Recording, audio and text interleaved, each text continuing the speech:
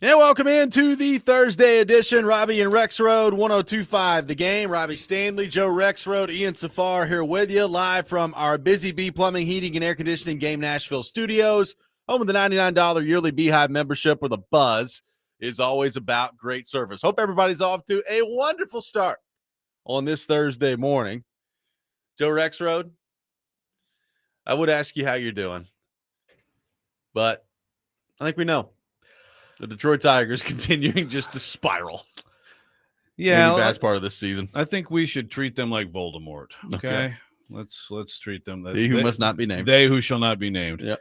And actually, I'm distracted right now because this room smells like a big diaper. Normally that would bother me, but actually I will take it. I'll take any sort of pain in any other sort of way to sort of distract me. But it smells awful in here. Well, let me point out, it's not me. You always seem to shower before the show and stuff, which is great. Acknowledge it. It's not me. So, is it that trash right there? I think that's what it is. Like, did someone say, "Hey, I've got a dead animal. Let me just throw it in here"? I'm sure that'll be fine. Here's a nice skinned squirrel that we can toss in here. See the parts of the squirrel that we didn't really eat. Like it. Yeah, really good stuff there. Ian, how are we doing in what I would assume would be a much cleanlier environment in there in the control? Yeah, this one has a little Chipotle leftover bowl in here too. So I don't think it's as bad, but is that what it is? It's not great. Old Chipotle? It could be. That's good. Yeah. Something or some type of burrito bowl, it looks like. Yeah. I think tonight's Thursday, right? Yep. Tonight's trash night. So that's good. Hopefully tomorrow we should be all right. Don't worry, Joe. Tomorrow this animal will be out of here. It's not like Pet Cemetery and rises from the dead. Chase may have to take it out with some artillery. Might have to. We got a lot of things to get into on the program today. If we don't get fired in the meantime, Ryan Shumpert will be with us at 6:30. We'll get into what is actually a pretty big matchup this weekend between Tennessee and Mississippi State. Mississippi State undefeated. They've already taken down Arizona State this year, so could be a tricky one that Tennessee is walking into. So we'll get Ryan Shumpert's thoughts on that a little bit later this hour. Best and worst things in sports coming up at 6:45. Charles Robinson from Yahoo Sports will be with us at 8 o'clock, and we will get Charles's thoughts on the Brian Callahan situation and, of course, NFL headlines as well. Joe, we begin with the Jarvis Brownley explanation, and I'm using explanation in air quotes out there for Radio Land, that we got from Brian Callahan yesterday. Now, let me first say this, okay? Brian Callahan has come under a lot of fire over the last few weeks, and he's probably going to again here in just a few minutes, and that's fine. I asked this question yesterday for a reason, because at some point I think we need to see it. We never saw it with Carthon. But like when the general manager and the front office people make trades, they need to get up there and talk about it.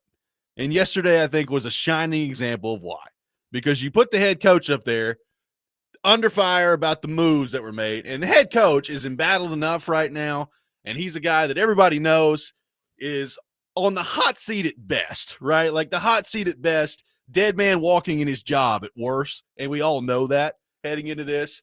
And he's the one that has to get up there yesterday answering all these questions about Jarvis Brownley, and he eventually ended up stumbling all over himself. So let me start there. Mike Borgonzi or Chad Brinker or both should have spoken yesterday and should have handled this and should have dealt with the Jarvis Brownley situation. They did not. So let me start there. Shame on them. They should have. No, it's absolutely. No, that's a good place to start. It's not terribly, I think Ran over his time in various ways was extreme in terms of not being available, not being accountable, all that stuff publicly for things. I do think that what we saw yesterday, most teams do it that way. I think it's stupid. Some don't. I mean, I think there are some GMs who recognize that. These guys should recognize, like you said, look at this situation and what has already happened. And, I'll tell you a big, I believe one of the reasons they don't talk right now is because, again, no one buys the idea that he took the play calling duties from himself. Yeah. So so already, like, this whole week is let's lie to the public. Let's figure out how we're going to lie to the public and spin things. Yeah. But you're absolutely right. And it's not, yes, you could argue on the other side of it, this isn't a deal that rises to that level. I mean, it's just it's a 5th round pick of a player who goes for 6-7 swap. That's fine, but that's the thing is it is a big deal because this is a starting level player for you. Well, it's a starting level player, and you guys were the ones talking about first Brinker and then Borgonzi that started preaching the draft, develop, retain model, and then you trade away a 2nd-year starter for you. Okay, so that's your responsibility. Get up there and talk about it. Having said that, Brian Callahan was the one who addressed the trade yesterday, and it did not go over well. He started, Joe, basically saying that it's for the short term, and there's a long-term part of it too, and that's all I have to say about it, basically, is what he said. And honestly, I wouldn't have loved this, but that should have probably been all he had to say about it, right? Like, he probably should have just stopped after that. So he eventually get down the road here, and he keeps getting asked about the Brownley trade.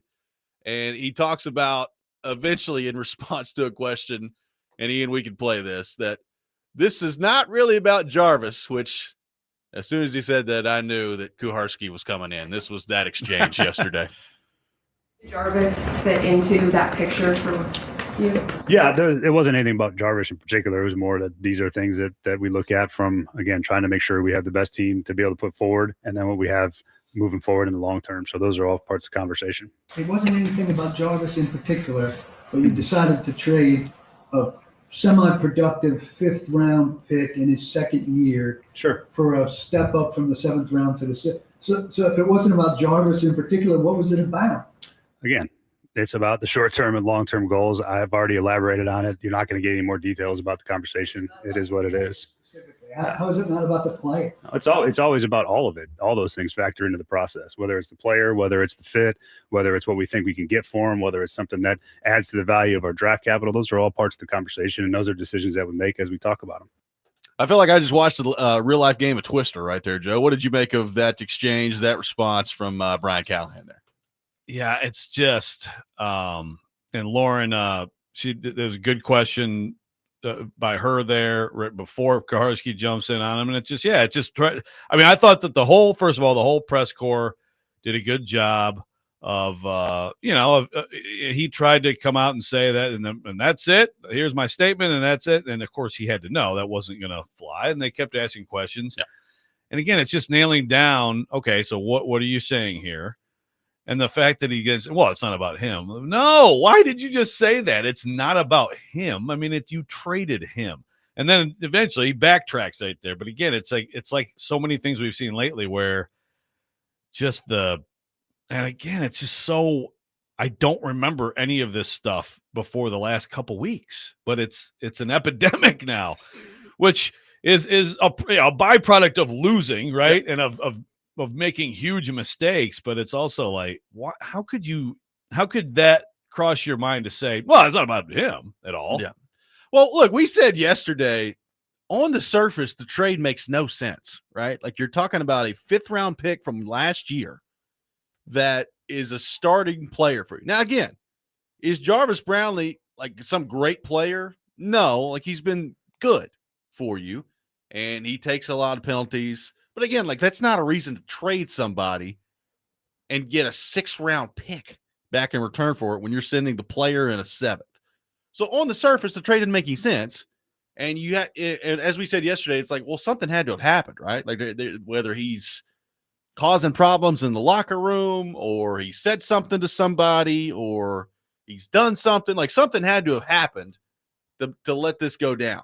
I mean, there's no detail that came out about that yesterday from the Titans, but Brian Callahan said, he didn't request a trade, or, he wasn't really a problem in the locker room. And so I can only go by what he said. It just still, none of it adds up to me. Doesn't make any sense. Well, no, wait a minute. When did he say he wasn't a problem in the locker room? Maybe I'm making that up. I need to go back and look through it. I mean, to me, that's what they're talking around. And there's been some people in this town who've gotten a little pissed off about that, which I get, because it is, and now Jarvis himself has. So A to Z Sports had a piece, and it was largely reporting from when he was coming out of college. That certain things that had happened at Florida State and all that stuff. Which again, I'm not saying. That's not. I mean, that's reporting, and look, it does kind of. Remember when they got him, he did go well below his draft slot. Okay, or what people projected him as a pure player. So that's all fine. I mean, I don't think there's anything wrong with that as context, but that's the thing. Everybody wants it. The Titans, to me, want it known that he was an issue without them saying it, and then no one's providing any details about it, right? I mean, clearly there's some kind of issue that happened to where they decided that they're better off just getting him out of the locker room. Which, by the way, everything you're talking about is more reason why the head coach doesn't need to be the one speaking on this yesterday. Yeah, exactly. So, it's just the whole thing is just. I mean, obviously, I think anybody who's paying close attention to this, you understand that. Like, whether it's whatever, he and Denard Wilson got to the point where they couldn't coexist. I have no idea. I mean, I can just throw out any kind of speculation I want. It clearly wasn't like some huge thing, like some fight or anything like that. I think if there was some huge incident, then I think we get some details on that. I think it's kind of like they got sick of him. But then you get into, and I do agree, I've seen some fans say this, and I agree. It's like, okay, well, how bad was it? Was it really that bad? Because you really screwed yourself in terms of value here. Like, was this really untenable? And that's the problem. They kind of, they're talking around it. And then, look, I don't expect teams, like anybody who thinks these guys are going to come out and say, here's what happened. This happened. Think about Vrabel and what's his name? T.R. Tart, right? Yep. This is a similar situation where, and Terrell Williams, and they were just like done with him.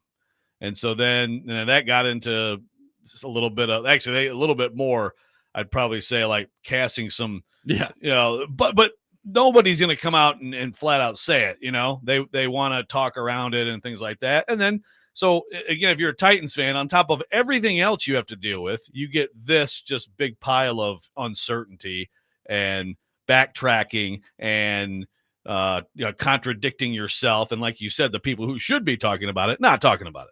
615-737-1025, our phone number. We'll take your thoughts on the Jarvis Brownley trade, the explanation for Brian Callahan yesterday. Ryan Schumpert coming up at 6:30, talking all things Vols as they head to Mississippi State this weekend. All that ahead, Robby and Rexrode, 1025 The Game.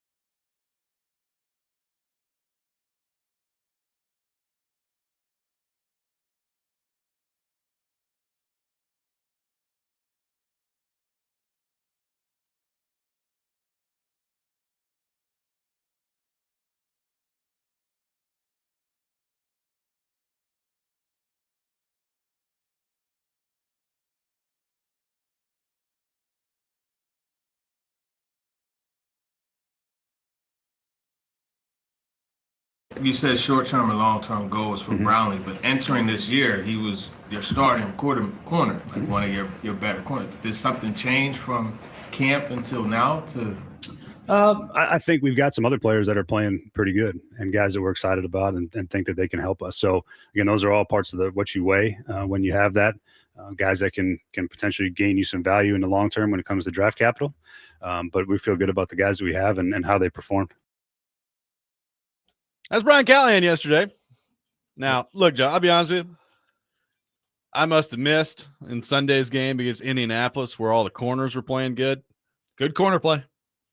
I mean, Daniel Jones is 18 of 25 for 228 yards, a touchdown, a quarterback rating of 113.4, and they scored 41 points in the game. I realize your quarterback handed them 7 of them, so you can take that one away if you want to. You still scored 34 on your defense. You couldn't stop the run. You couldn't stop Daniel Jones throwing the ball. So, as you mentioned, like one thing that's going to get lost this week in all this different discussion about Callahan and the play calling, like the defense was absolutely atrocious on Sunday against the Colts. Atrocious. Yeah. Yeah. And by the way, Jarvis, Jarvis has been, I'd say, disappointing this year just because he continues to do the same stuff, which I think is actually probably part of this. Sure. Like some of this is probably as simple as like, I don't think he's going to improve. Yeah. But I think it's also more than that. Again, when you say stuff like, well, we got some other guys looking really good. And again, good job. TD, Kaharski likes to be Mr. Performative. I ask all the tough questions. But I thought that TD, good job. Glennon, good job. Lauren Walsh. Lauren Walsh asked the question that really got the PK follow-up where it's like, dude, did you really just say that? Yeah. But I thought they did a good job. And there's not going to be there's not going to be a clear answer because, again, I think it's still a questionable decision because it is, to me, it's kind of like a sliding scale of, okay, so how bad was it? Let's weigh whatever, was bothering you beyond just like whatever the player is on the field. And then the value that you didn't get for him. Let's weigh all that together. And are you sure this was a good move? If he goes to the Jets and ends up being a real nice player for them, right? You just swapped a 7th for a 6. Yippee. Yeah. To help a roster that has holes all over the place. And you are now widening a hole at one of your positions. Well, I think that's the thing that the more I think about it, probably bothers me more than anything. It's like you got a young guy that, again, is not some great player. I'm not trying to defend Jarvis Brownley like he's, Samari Roll out there or anything. But, like, he's a serviceable, young, starting level corner for you, cheap guy.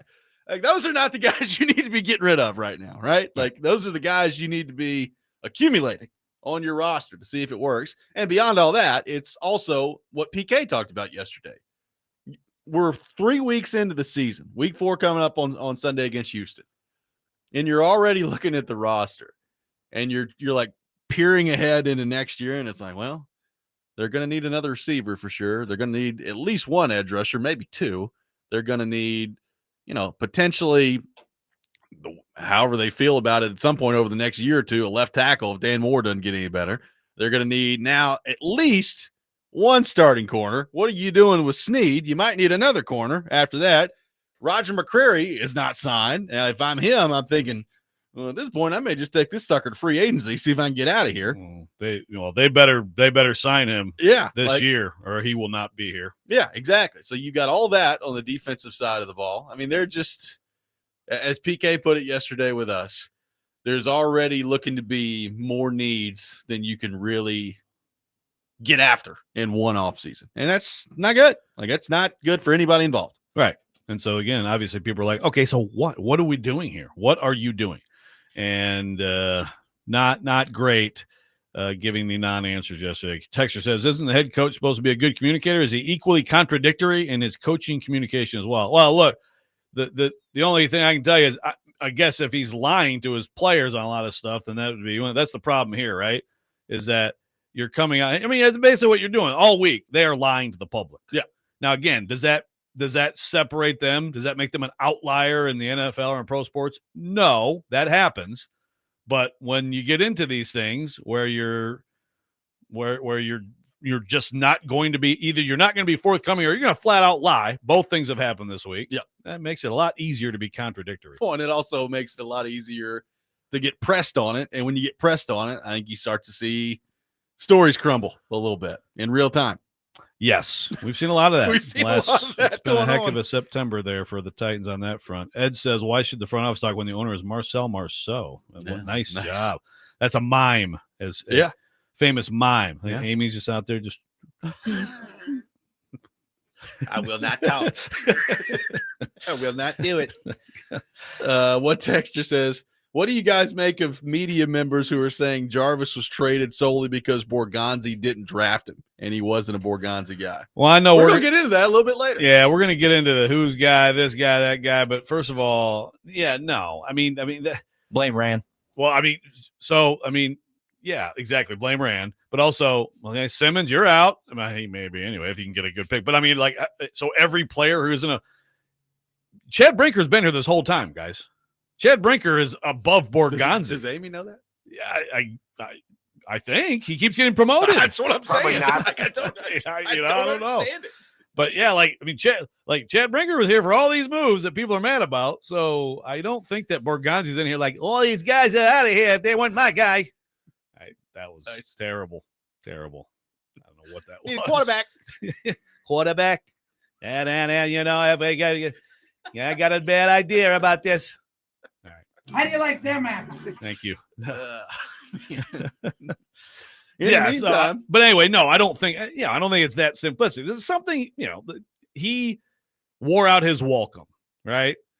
Then again, it's just the question. Okay, so what exactly did he do to wear out his welcome?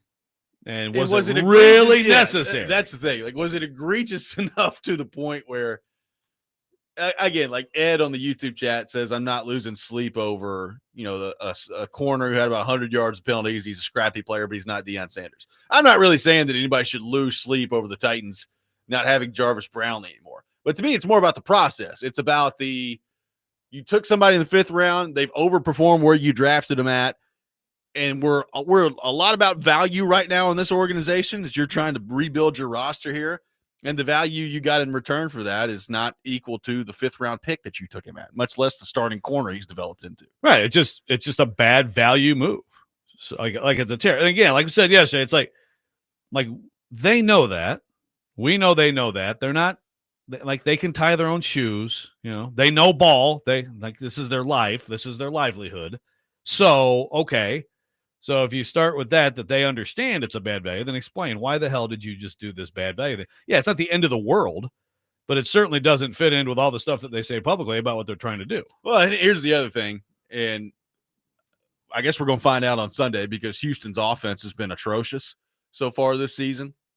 I actually thought to begin the season, the first 6 quarters of the season, I thought the Titans defense played pretty well to the point where, like, I think I even tweeted at halftime of the Rams game when it was 13-10 Titans. I was like, hey, man, defense through 6 quarters looked pretty good. And the last 6 quarters, they've gotten absolutely obliterated out there. Second half by the Rams, and then all game long by Indianapolis. They've been just toasted out there. So what does that mean for Sunday? Yeah. Well, and you know what that means? That means in that building behind closed doors, people are pissed off. And Denard Wilson has not really hidden it. I mean, he's talking about the safeties and he's like, I get it. Like, there's some terrible tackling out there. Just it's like some of the fundamentals that are lacking. And so publicly, Denard Wilson is, to me, pretty ticked off. Should be. It's bad. And again, it's on him. It's his defense. But so then you wonder what kind of conversations have been taking place between individual players and coaches and things like that. People can get heated. Things can get heated. Things can get tough when you're in a losing culture like this. 615-737-1025, our phone number. Coming up next, we'll be joined by Ryan Schumpert, who covers the Vols for Rocky Top Insider. We'll get his thoughts on Tennessee heading to Mississippi State this weekend. Robby and Rexrode, 1025 The Game.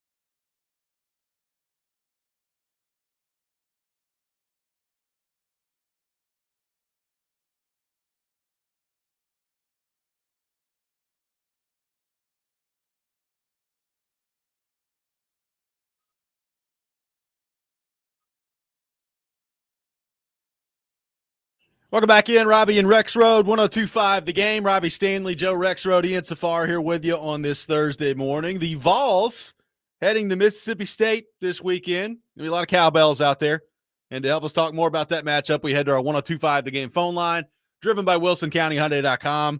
And welcome in our friend Ryan Schumpert from Rocky Top Insider. Ryan, good morning, buddy. How we doing? I'm doing well. How you guys doing? Doing awesome, man. All Appreciate you taking time to be with us. So Mississippi State could be a little bit of a tricky matchup. We'll see. They've already taken down Arizona State so far this year. Obviously, Jeff Lebby in year 2 there. So what do you make of what Tennessee is walking into this weekend and the matchup against the Bulldogs? Yeah, I think certainly a more challenging looking matchup than it looked like in the summer or the preseason when we were projecting this game. And, I think Mississippi State's over-under win total in Vegas was 3.5, so they've already hit that with a 4-0 start to the season. So it's an interesting situation of not quite sure what to make of Mississippi State, how much is them being improved, which they definitively are, and how much of it is just kind of taking care of business against a weak schedule besides that good Arizona State win. So I think this will be a very hostile environment, a much more raucous and excited Mississippi State crowd than we thought. And certainly still a better Mississippi State team than Tennessee saw a year ago in Knoxville.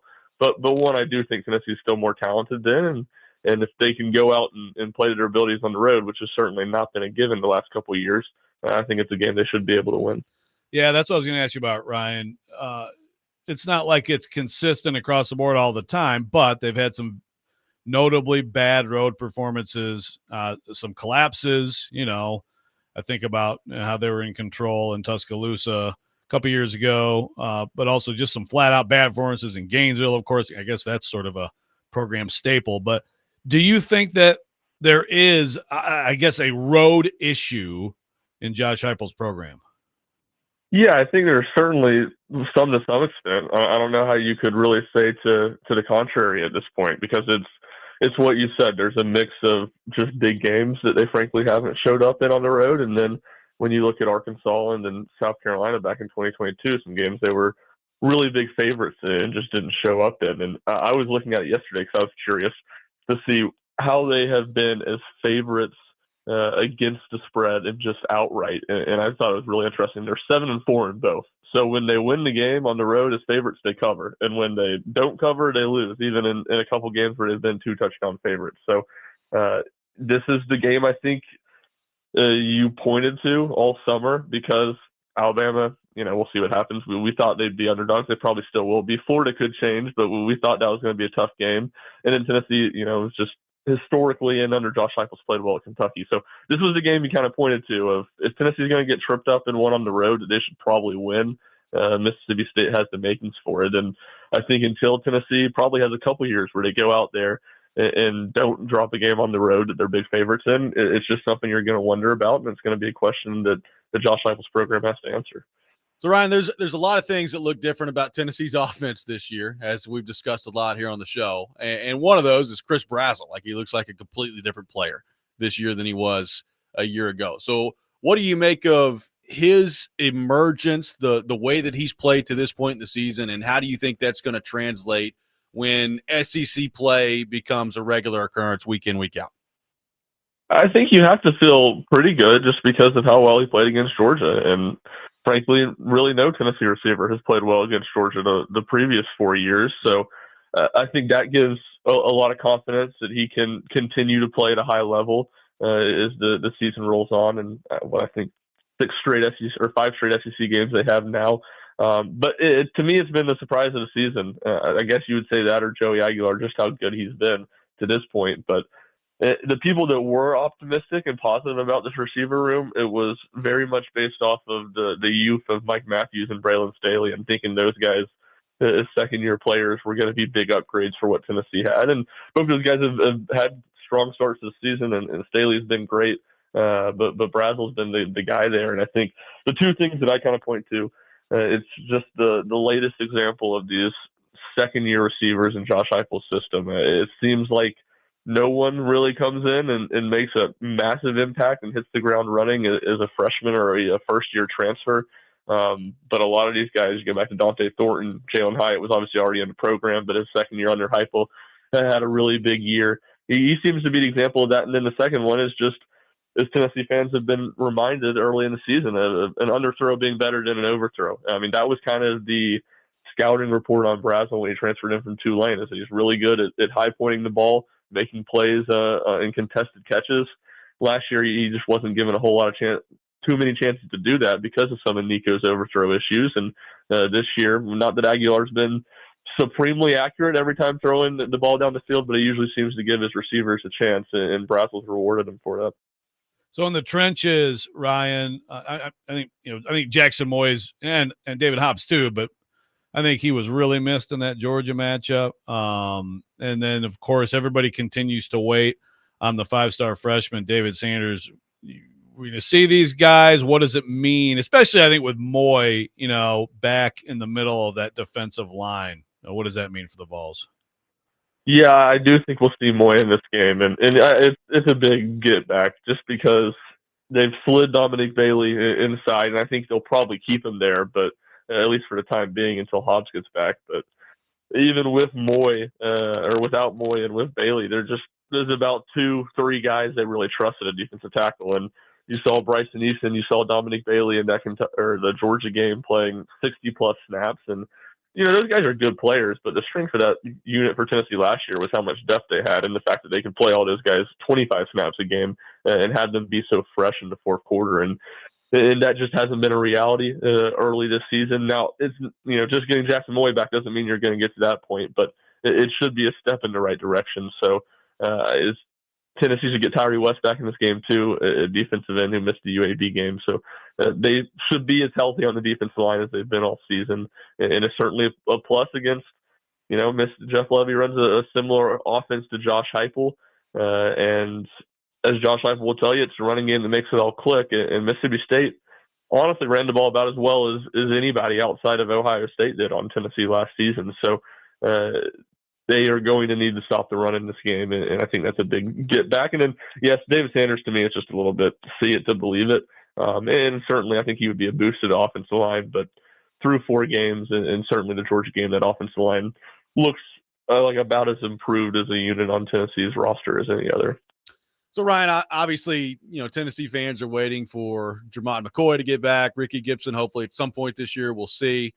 And, maybe some good news coming on the McCoy front here in a couple of weeks. In the meantime, we saw Georgia pretty intentionally target Ty Redmond in that game. Do we think that's a formula that Mississippi State will follow in this game? Yeah, I think just from the success that Georgia had, you would think so. I will say Mississippi State, their top 2 receivers, one of them's in the slot, and one of them's an outside guy. I wonder if Tennessee would have Colton Hood do some shadowing in this game to try to lessen that pressure on Ty Redmond. We really haven't seen them do that a whole lot in the past under Tim Banks, even last year with an All-American type guy in Jermon McCoy.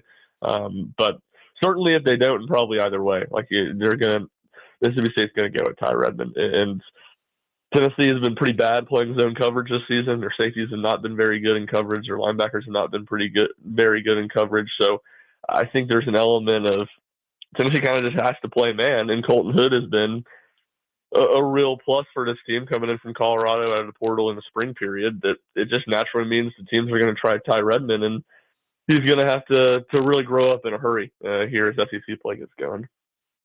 So, Tennessee, running back depth has been a thing. It's been effective for them.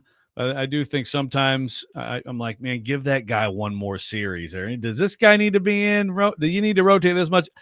Maybe I'm making too much of what Star Thomas is, Ryan, but I think I'd love to see him get 16 carries in a game, something like that. Do you see that changing or is this going to just be a heavy rotation year? Yeah, I mean, I can see it changing a little bit, but I don't think it's just going to radically look different from what it's been. I think Peyton Lewis is going to keep at least getting that first half series, and maybe it was a little bit in Georgia where they lessened his workload compared to Thomas and Bishop in the second half. So maybe work in that direction a little bit where Star Thomas gets the most carries. I don't know if you're going to see him get to that 15 to 20 range that you're talking about, but I'm with you. I'd like to see it. And to me, I think he's by far their best guy catching the ball out of the backfield in that group. And that's something that they seem to want to do more this year than they've done in the past. Well, Ryan, should be an awesome game this weekend. Appreciate so much you taking time to be with us this morning. Enjoy it, and we will talk to you soon. Hey, wait, Ryan, before you go, hold on, because I know that you are, you're a Nashville guy who's a huge Titans fan. I just want to get your quick, fan analysis of the season so far. It's been quite the circus. Entertaining, but not fun. I guess that's what I would say. Nice. Nice. Probably a good way to describe it. Entertaining, but not fun. Ryan, thank you, sir. Appreciate you being with us. Yeah, I appreciate you guys. I'll see y'all. Absolutely. Ryan Shumpert from Rocky Top Insider, our guest here on Robby and Rexrode. We'll have the best and worst things in sports coming up next. We'll take your best things, your worst things on our text line driven by WilsonCountyHyundai.com. Robby and Rexrode, 102.5 The Game.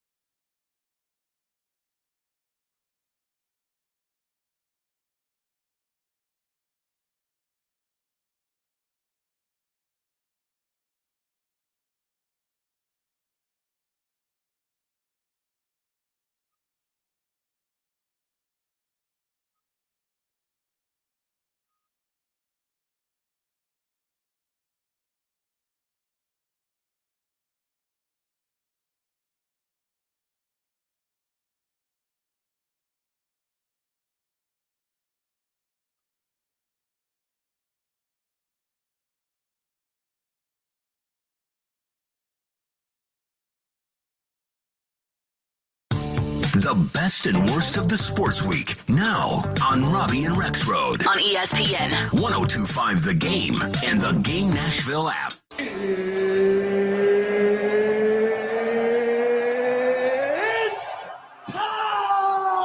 This is the worst. You look like you're feeling sorry for yourself. I don't even know He's one of one. He is him. This is a Coke bottle. It's not a crystal ball. When I woke up this morning, I was feeling pretty dangerous. Okay, let's go. It is that time of the week. It is time for the best and worst things in sports. We'll take your best things, your worst things on our text line.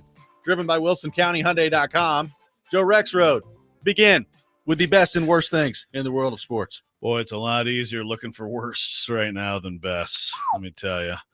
But, my best, I'm going to go with Vanderbilt football just because, I know it's like, man, they beat Georgia State, but I just think that was still another important step. And maybe more than anything, the fact that they filled that stadium. It's not like Georgia State took over the stadium. It was a Georgia freaking State game, and they filled the stadium.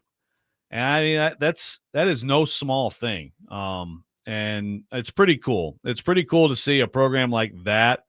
And there are very few, if any. I mean, I can think of like Northwestern as an example going way back. Just dormant, really good private school, is in a big league, but like there's just no chance to ever be competitive. And they, Northwestern had some amazing stretches there of that. And I've always compared Vanderbilt to them in terms of why can't you do that? And I think we're seeing it now. And so long way to go. I mean, there's some very tough games ahead and things like that, but I think this is a big weekend for them. And I just think that the whole thing going on over there is my best. My worst is the team that shall not be named, and I will say nothing more about it. I have nothing else to say about it.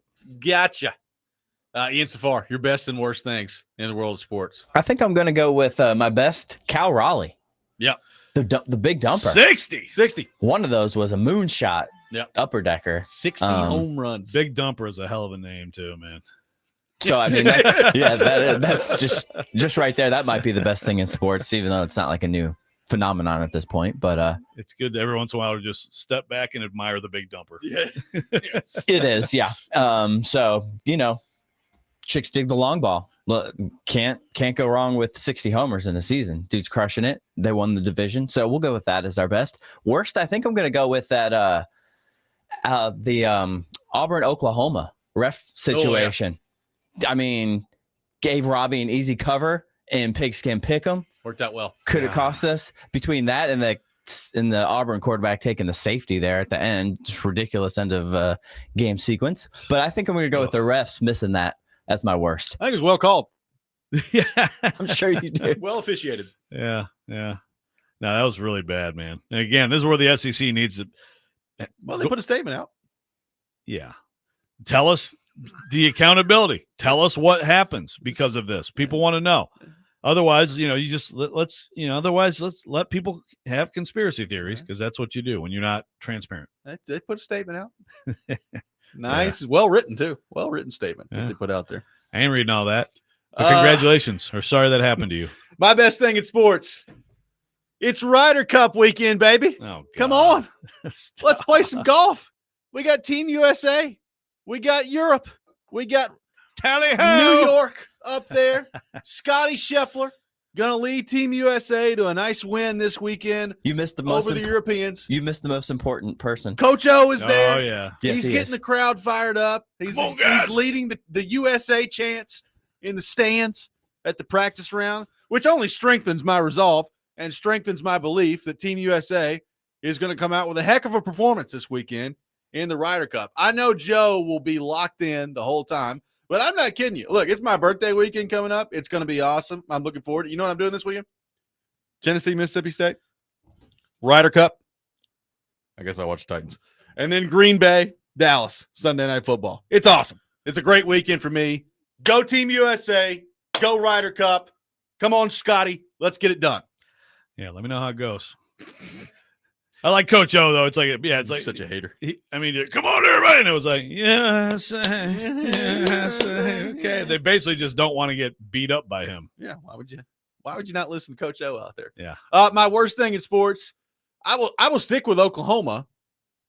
John Mateer's injury. I think it sucks because I think he had a legitimate chance to win the Heisman Trophy, and now that's probably gone when you're going to miss basically a month. Could be 3 weeks, but up to a month with the hand surgery.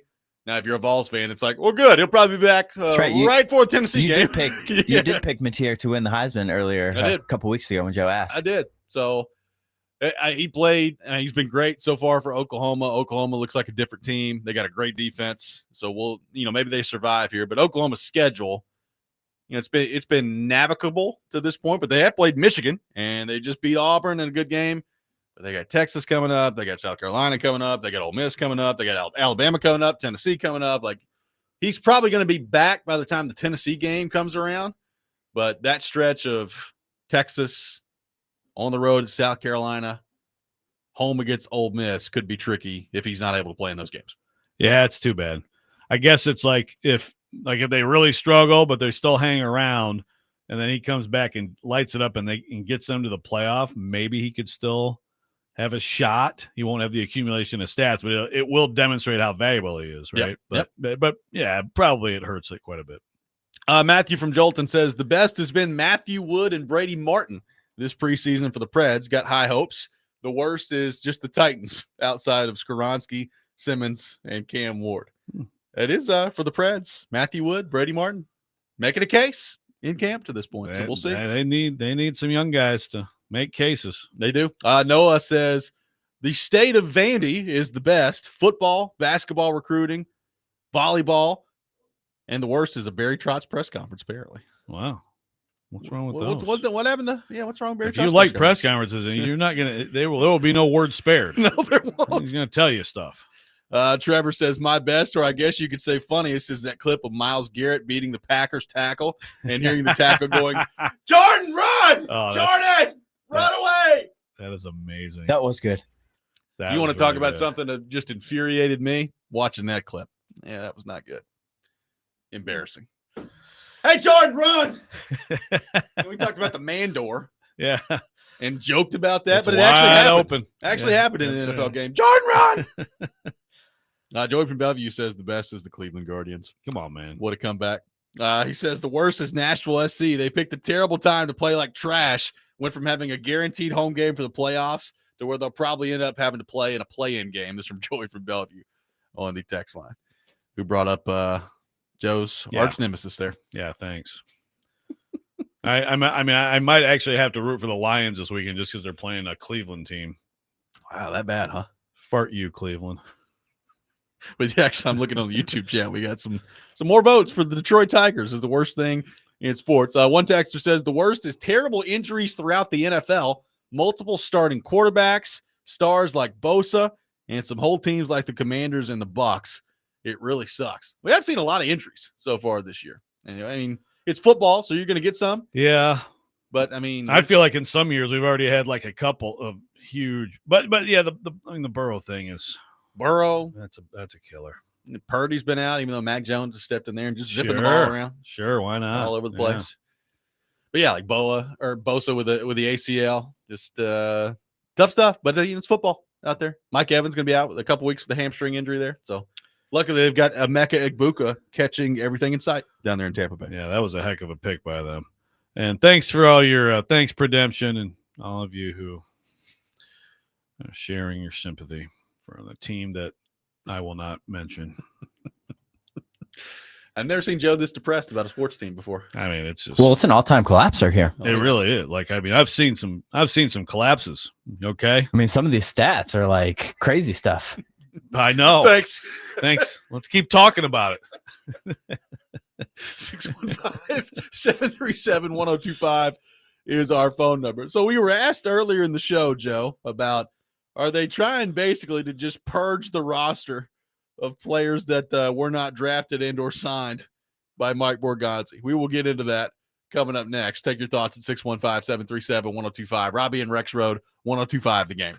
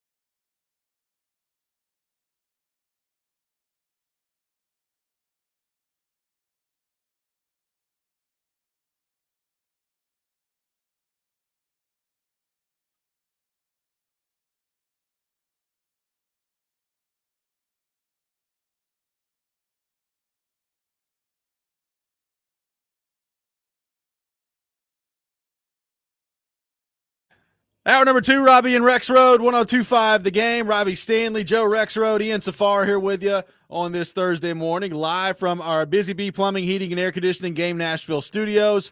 Home of the $99 yearly Beehive membership, where the buzz is always about great service. We will have Charles Robinson from Yahoo Sports with us at 8 o'clock. We will get his thoughts on the Brian Callahan situation, on the Titans, and, of course, on all things NFL as well. So looking forward to that coming up at 8 o'clock. Taking your thoughts in the meantime, 615-737-1025 is our phone number. So, Joe, we were asked earlier basically about the roster and conversation out there that are the Titans basically trying to move on from players that were drafted by Rand Carthon. So, I mean, you think about that for a minute, and it's like, well, you know, Skoronski was drafted by Rand Carthon, and he plays a pretty important role for the Tennessee Titans. We know that Levis is not even a thought right now, and he's going to be gone at some point. We'll see what that looks like. But that was, you know, obviously a big part of the Carthon era here with Will Levis and the failure at quarterback on that front. Brownley has just been traded, so Brownley is gone at this point. You know, Devondre Sweat is on the roster. I know he's on IR right now, but he's on the roster, and he was a Rand Carthon draft pick. So I guess I'll start it this way. I don't buy that the Titans are looking at the roster and it's like, well, let's just purge the roster of players drafted by Rand Carthon. I think that would be incredibly stupid. I think you look at the roster on an individual basis. Like, look, Skoronski, I think, is a good example, right? I don't know that Skoronski is ever going to live up to being the 11th overall pick as a guard, because to do that, it would require him to be basically an all-pro player every year. And I don't think he's going to do that. Now, he's of their problems right now, he ain't one of them. Like, he's playing pretty well to begin the season. So I'm happy with where he's at and what he's doing. Sweat, I have no idea. I mean, Sweat, that's probably one of the most disappointing parts of this season so far, and there are many. But one of the most disappointing parts is we just hadn't been able to see it. I mean, he missed all of camp, basically. He's come back and immediately has been injured, and now he's going to be out for the foreseeable future here. So that is a highly disappointing development on the defensive side of the ball. Having said that, I still have some hope that if they can get him back in there and get him healthy, that he can be an important player for them up the middle. So, I mean, I realize in those situations we're talking about high picks. You're first-round pick in Skoronski, second-round pick in Devondre Sweat. Maybe this conversation shifts more toward the back part of the roster with some of those draft picks and, you know, them wanting their guys in there. I think if you're operating that way right now, it's a pretty stupid way to operate if you're the Tennessee Titans. Well, yeah, I just look at Brownley as, you know, an individual thing, and that's where you get into their guys. Well, anything that Rand Carthon did was in tandem with Brian Callahan, because the coach has input. We can sit here and say that Brian Callahan doesn't have as much say over personnel as like Vrabel did. Which is probably true. Yeah, but I mean, Malarkey, you know, I mean, Malarkey is I just have never bought. Go talk. If you ever go back through and talk to people about what happened during a draft, the head coach is always part of. How could he not be? How could the head coach not be part of every discussion and influence every decision? Malarkey, right from day one, when he's basically just paired with John Robinson, was absolutely right in the middle of all that stuff. And he's the one who, because he bought what Blake Bedingfield said eventually about Henry, they talked Robinson into that. Okay. So I think that's across the board. Yes, you can have some coaches who are like, I have final say. Yeah. And Callahan doesn't have that, but these are Callahan's players too. And they're Chad Brinker's players. That's really the thing. Right. So I know Borgonzi's new, and Borgonzi and the crew of traveling GMs, but yeah, I mean, like most of this, two of the three people that I consider the decision-making, and I consider Callahan part of that, absolutely, are here. They were here for all these guys. So yeah, I know some people, just like Ian said earlier, blame Rand. Now the people who didn't work out, those are on Rand, right? Well, okay. But I mean, that's very convenient and probably not true. But I just, it's hard for me to believe that it's like they look at it like it's. I understand that Borgonzi's new, but like this is just a total departure from the past. Like these people are still here. Well, this is also part of why they're set up and the way that they've laid things out and explained things over the last couple of years as to who's in charge and who's got the power and who's making decisions is so frustrating. Is because we can sit here and talk about this, but nobody has any idea how much influence. Like, L'Jarius Sneed, was that all Brinker? Like, did he make that trade? Was it all Rand? Like, some of the draft picks around here, how much of it was Rand? How much of it was Brinker? Like, it's ridiculous trying to sit here and assign percentages to it. Like, it's about 60% Brinker on this one, but a Brinker's only 35% this other move over here. It's like, well, what does all this mean? Like, right. It's ridiculous. So let's start there. It's part of why this setup has been so frustrating. Having said that, when they fired Carthon, one of the things we immediately talked about when Brinker was promoted through all this and basically now is in charge of football was, okay, clearly he's got Amy Adams Strunk's trust here. Why? Because he was a part of all this, right?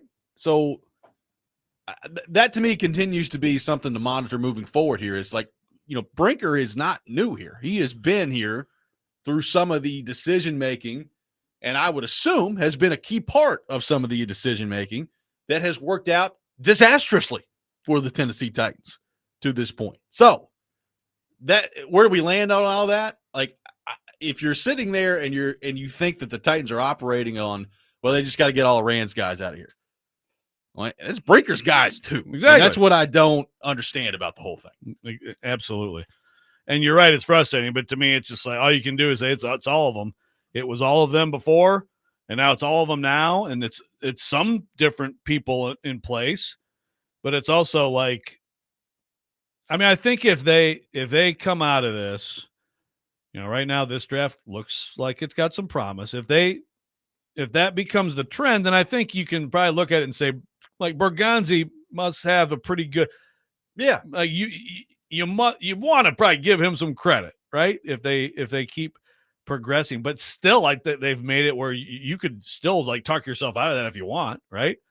Just making it so unclear and hazy and all the different cooks in the kitchen. Yeah. Keith here says, by the way, let me go back to Keith, who says the best and worst. Best is a failure and incompetency of the Titans has been highly entertaining radio, but his worst is I'm a Titans fan. Sorry, Keith. Good comment, Keith. But he also says, if Callahan can't handle basic coaching duties during a game, then do you really want to making personnel decisions? Yes. And if not, fire him. Yeah, I want my head coach saying, yes, that fits our scheme. No, that doesn't fit our scheme. Yes, I'd like to work with that person. No, I don't want to work with that person. And I want his assistants and his coordinators in there too. It's completely asinine to think about a football franchise where just the personnel people are over here and, hey, coaches, shut up and here you go. You go do your job now. It's not reality. Yeah, and it doesn't mean that Callahan has to be the chief decision maker on personnel. And he isn't. But it does mean that you factor that in. Now, I think we're getting pretty close to the point where it's like, who really cares what Callahan thinks anymore because he's not going to be here. So, that may be, yeah. I think we're probably already there. But I just think in the process to get here is what I'm talking about. I would assume that he's been involved in that part of it. So, I mean, really, it all boils down to, like, what does this mean for where it's all headed here? Like, I think there are some today that believe the Titans are going to start just ripping off the Band-Aid of people that Borgonzi / Brinker, Berserker didn't bring in together. And they're just going to start rebuilding that way. And look, maybe they should to some degree, right? I mean, the roster clearly is not very good. The roster is going to require a lot of turnover regardless of what their strategy is right now. Like, they got a lot of work to do on the roster part of it. I am very interested to see over the next few weeks here before November 4th rolls around, which is when the NFL trading deadline is. How aggressive are they going to be in terms of trying to flip this thing? How aggressive are they going to be? Like, are they selling off everybody? Right? Like, if it's like, well, if you're a veteran player with any sort of trade value whatsoever, we're going to attempt to get rid of you. Because you can do that, and maybe it makes sense to do that. I also look at it and say, like, if you're trading away Calvin Ridley and Tyler Lockett and Tony Pollard and all these guys, what's that mean for Cam Ward? Right. Because you're trying to take him through this part of it. I guess then you say, okay, now you can bench Cam Ward. Just play, hey, Brandon. Call Tim back. Hey, Yeah. Tim Boyle, you want to come play some quarterback? Is Logan Woodside around? Where is he? Where is he? Yeah, that's the thing. To me, the sell-off has to be with him in mind. You were talking about Sweat earlier. I kind of looked at, like, remember back when Jeff was young. Yeah. The Jarrell Casey Simmons tandem, and then John Robinson got out in front of it. And to his credit, he timed that one perfectly and traded away Casey. But if you trade away Simmons, like, I don't think it's going to be the same sort of thing where he's the next guy inside is Devondre. I mean, he can't get on the field, and so far he hasn't been. I mean, he's had some moments and some flashes, some decent games, but I don't think it's anything close to that. So now, if you do that, you trade away Jeff, and you get. I heard Corey Curtis and Jake Lyman talk about this yesterday. Jake mentioned a first-round pick. I really, and Corey argued, there's no way. I don't think you get a first for Jeff. I don't think you're getting a first for Jeff. If you are, then do it. Yes. Yeah. But I still think if you get a second, which I think is realistic, I think you do it too, probably, right? And you're going to get if all this happens and they again, I think you sell off, but you don't do anything that hurts Cam, ideally. I mean, Ridley's interesting, right? And you could argue, well, just put young guys in and you're not going to be good, but it's not going to harm him. Yeah, well, I mean, I agree with the standpoint, like what Kuharski said yesterday. Ridley's got to start catching the ball before we start talking about trading. Because right now, if you're trying to trade Ridley, you're getting like a fifth back for him. It's like, well, what's the point? Yeah, you definitely need him to show people he can still play before you do that. You would hope that would happen. But then you get the number one pick.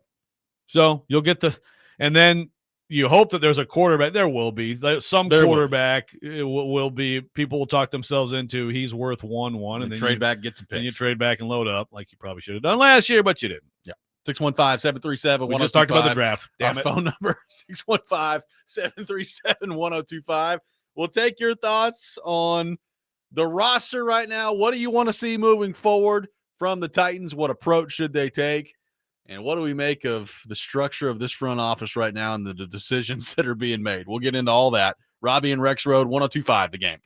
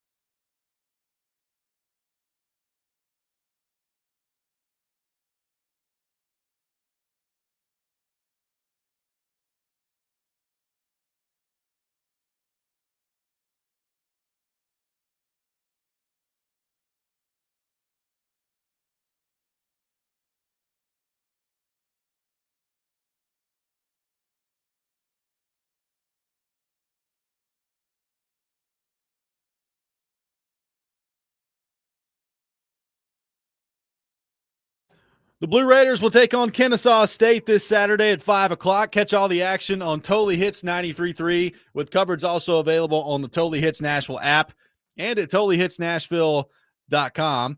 If you're looking for a good spot to watch NFL games on Sunday, you should come out to Twin Peaks in Cool Springs, home of the 29-degree beer, and join 102.5 The Game for the pregame show before the Titans take on the Texans. Pregame show brought to you by Parman Tractor and Equipment, Old National Bank, Circa Sportsbook Kentucky, and Tennessee Brew Works. We are taking your thoughts on the Titans. Nate on the text line driven by WilsonCunningham.com says, I think the Titans will not be good until Brinker is gone, since he's been the constant this whole time. The definition of insanity is doing the same thing over and over and expecting different results. I don't think you're alone, Nate, in thinking that. But let's say, again, there's some good offensive players, I think, in this draft class. How good? I don't know. We'll see. Cam, that's right. Like Cam still defines everything. And yeah, we need to pump the brakes on the draft talk. Like Ed on the text line says this draft is way better than previous ones. We'll see. It's been 3 games. There are some 4th-round picks that I feel good about. Io Manor, DK, Helm. I feel good about all those guys. The value on those guys definitely looks good right now. It looks good right now. We have no idea about Ward yet. I couldn't tell you right now if Ward's going to end up working out or not as number 1 overall. And you get a 2nd-round pick. It's nowhere to be found. So I'm not willing to just anoint this draft class yet. Agree. And the Ward thing is, it really is. Look, I like him. I think he's got a chance for sure. I think there's some promise there, no doubt. But like a few crazy arm talent throws, people are making too much of that. They are. It doesn't. I mean, 2 years ago, C.J. Stroud was on his way to being put him in the Hall of Fame as a rookie. Last year takes a step back. The OC, who everybody wanted to hire to be a head coach, gets fired. And it's bad this year. Now, spoiler alert. It may get better. I think C.J. Stroud might have a little get-back game coming up here against a certain local professional football team, okay? But it's been bad. Now, why is it? Do I think that he stinks? No, I mean, I think that their offensive line is like what's the step beyond buns? Like the inside of the buns? I mean, it's bad. Okay, it's bad. I mean, the Houston Tex buns. There we go. I like it. It's like a muffin top situation from Seinfeld. You just take the muffin tops off, only leave the bottoms. Nice. I mean, it's bad. And let's go back to Monday Night Football. I know I keep coming back to this, but I think it's such a perfect example of this. I'm watching Jared Goff. And a couple times he gets flushed out of the pocket. And I swear he looks like a diseased chicken running. And he's like, he's like trying to make a throw. He can't even make a throw across his body. He does look slow out there. God, I hope if you put that dude behind this offensive line, the Texans, we'd be like, Jared Goff sucks. Why is he in the league? Instead, he's throwing for 500 yards and God, it's so much more we just so overrate one position and underrate what's around them. I hope somebody sends that to Jared Goff. We're not even talking about the same topic anymore, but it's just it's all like the Cam Ward thing is going to define everything. Yeah. But there's so much more about it. Okay, so you say Brinker is the constant, right?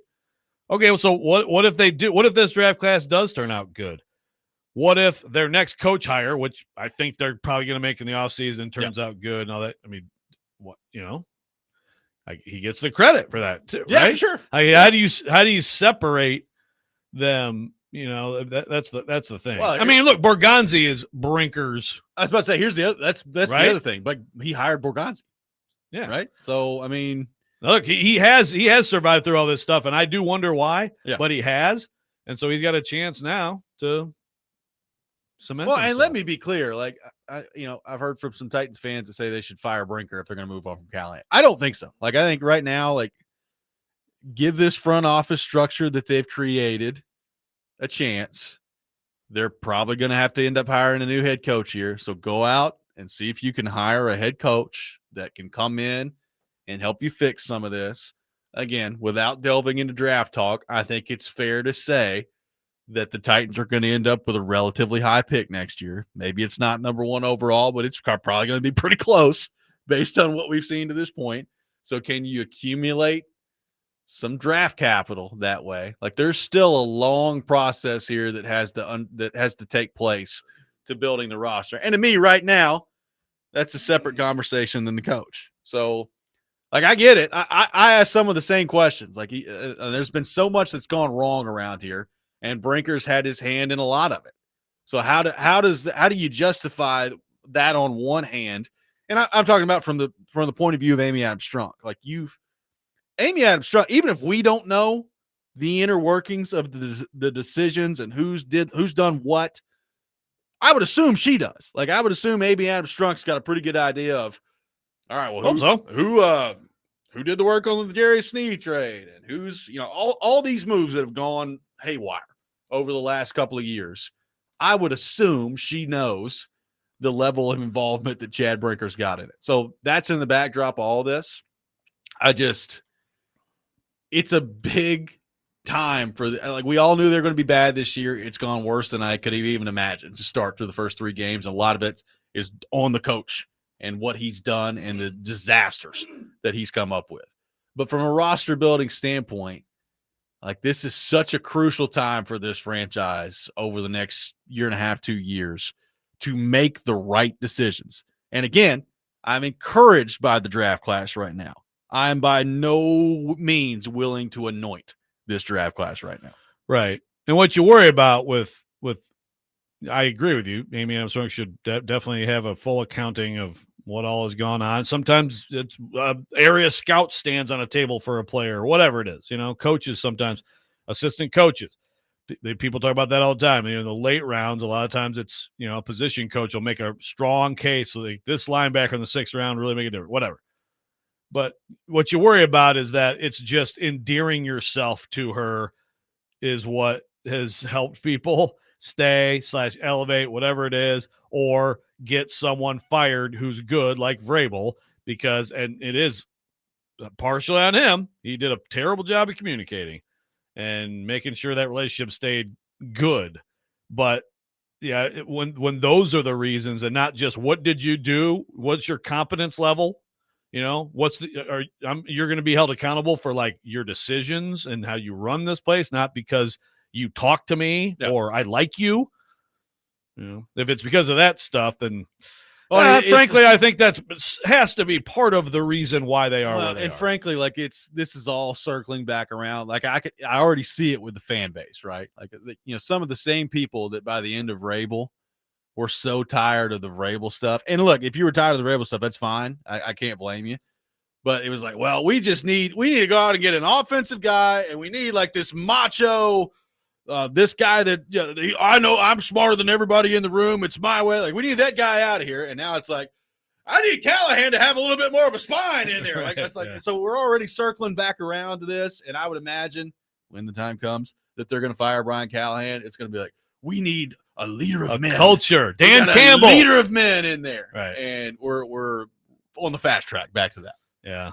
Yeah. It's always whatever just didn't work. You hire the opposite. So they can just keep bouncing back and forth, Maybe Mike Tomlin. Maybe Mike Tomlin will be available. Maybe so. We'll see. I mean, yeah. Mike Tomlin's definitely going to find a way this year to end up like 10-7 and get into the playoffs, and then we'll see. 10-7. That would be Steelers fans would. It's basically what they've been. Yeah. Well, but yeah, more like I guess so. 9-8ish, right? Yeah.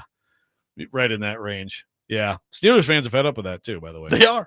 I get. Like you haven't really done anything significantly in the postseason in a long time. Yeah, it's been a while. But that's also a quarterback thing. And Titans fans right now like 10-7. Yeah, get me to 10-7. Yeah, but no, I mean it's like right. And you go back to the early days of Callahan. It's like, oh man, this guy press conferences are awesome. He's not a jerk to people, and he's an offensive guy. People can speak their mind in the building, all this stuff, and they correct mistakes. Yeah, there's some things that no matter what kind of coach you have, they kind of have to be part of the deal. Like accountability definitely has to be part of the deal. 615-737-1025, our phone number. We'll continue to take your thoughts on all of this with the front office, plus Jarvis Brownley Jr. firing back. Had a report about him yesterday. We'll get into that. Robby and Rexrode, 1025, the game.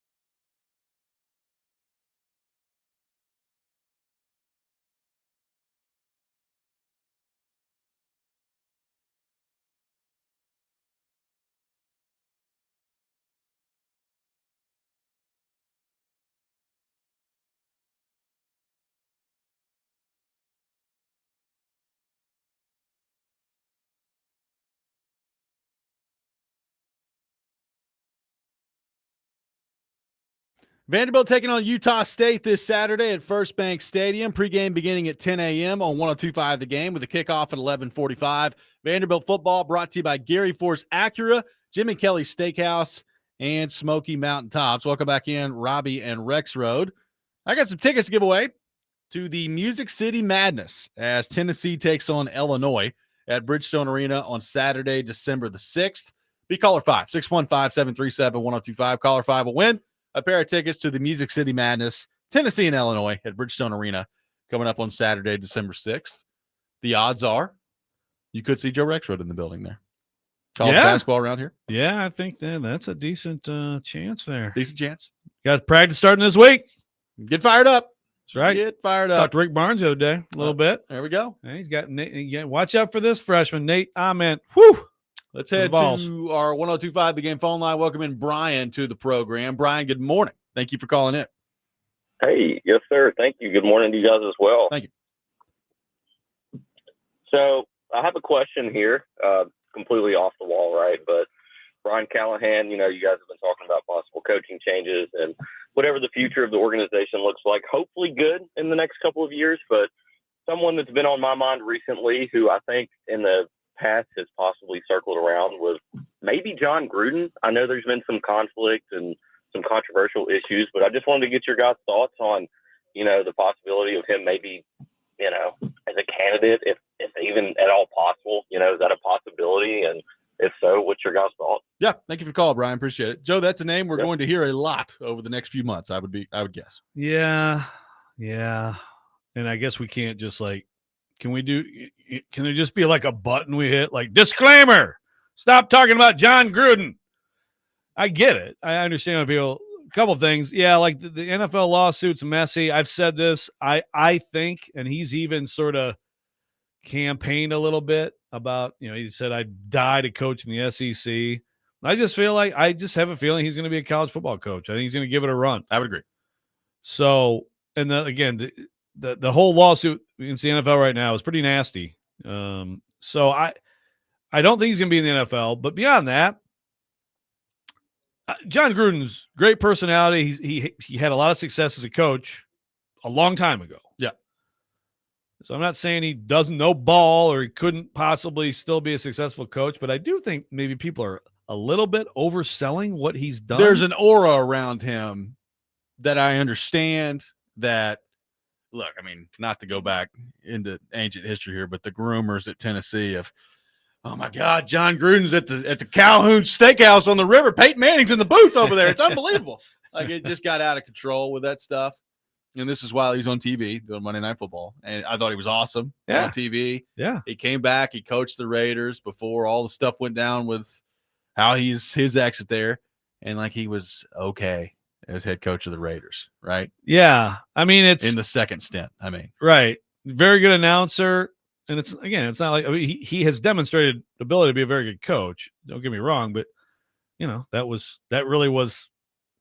against Bill Callahan and with Bill Callahan and then against Bill Callahan. And it was almost a quarter century ago where he peaked as a coach.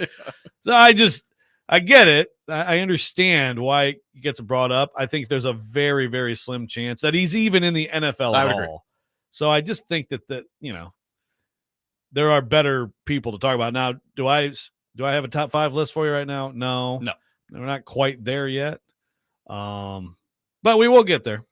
I guess we're going to be talking about that. At least we'll have that to talk about instead of talking about the draft. Yeah. So that's good. This would be something right up your alley. There's a texter that wants them to get Dabo Swinney in here as the new head coach. Trade him. How about an NFL to college team trade? Yeah. Hey, there we go. That's an interesting thought. Yeah, Dabo in the NFL. Whoo, boy. He already said that he's like going to quit if the players, are getting paid. So, now I do have. There was someone who brought something up, and I think this is a fair thing to bring up. Okay, by Philip. He says, let's say Rand Carthon was still here this season, did the same moves. He'd be getting crucified. No edge rusher, terrible second-round pick as of right now. Yeah, overpaid left tackle. Now trading away a starter for a 6th pick. Why is Brinker not getting the same attention? But again, why is Brinker? Well, the GM is Borgonzi.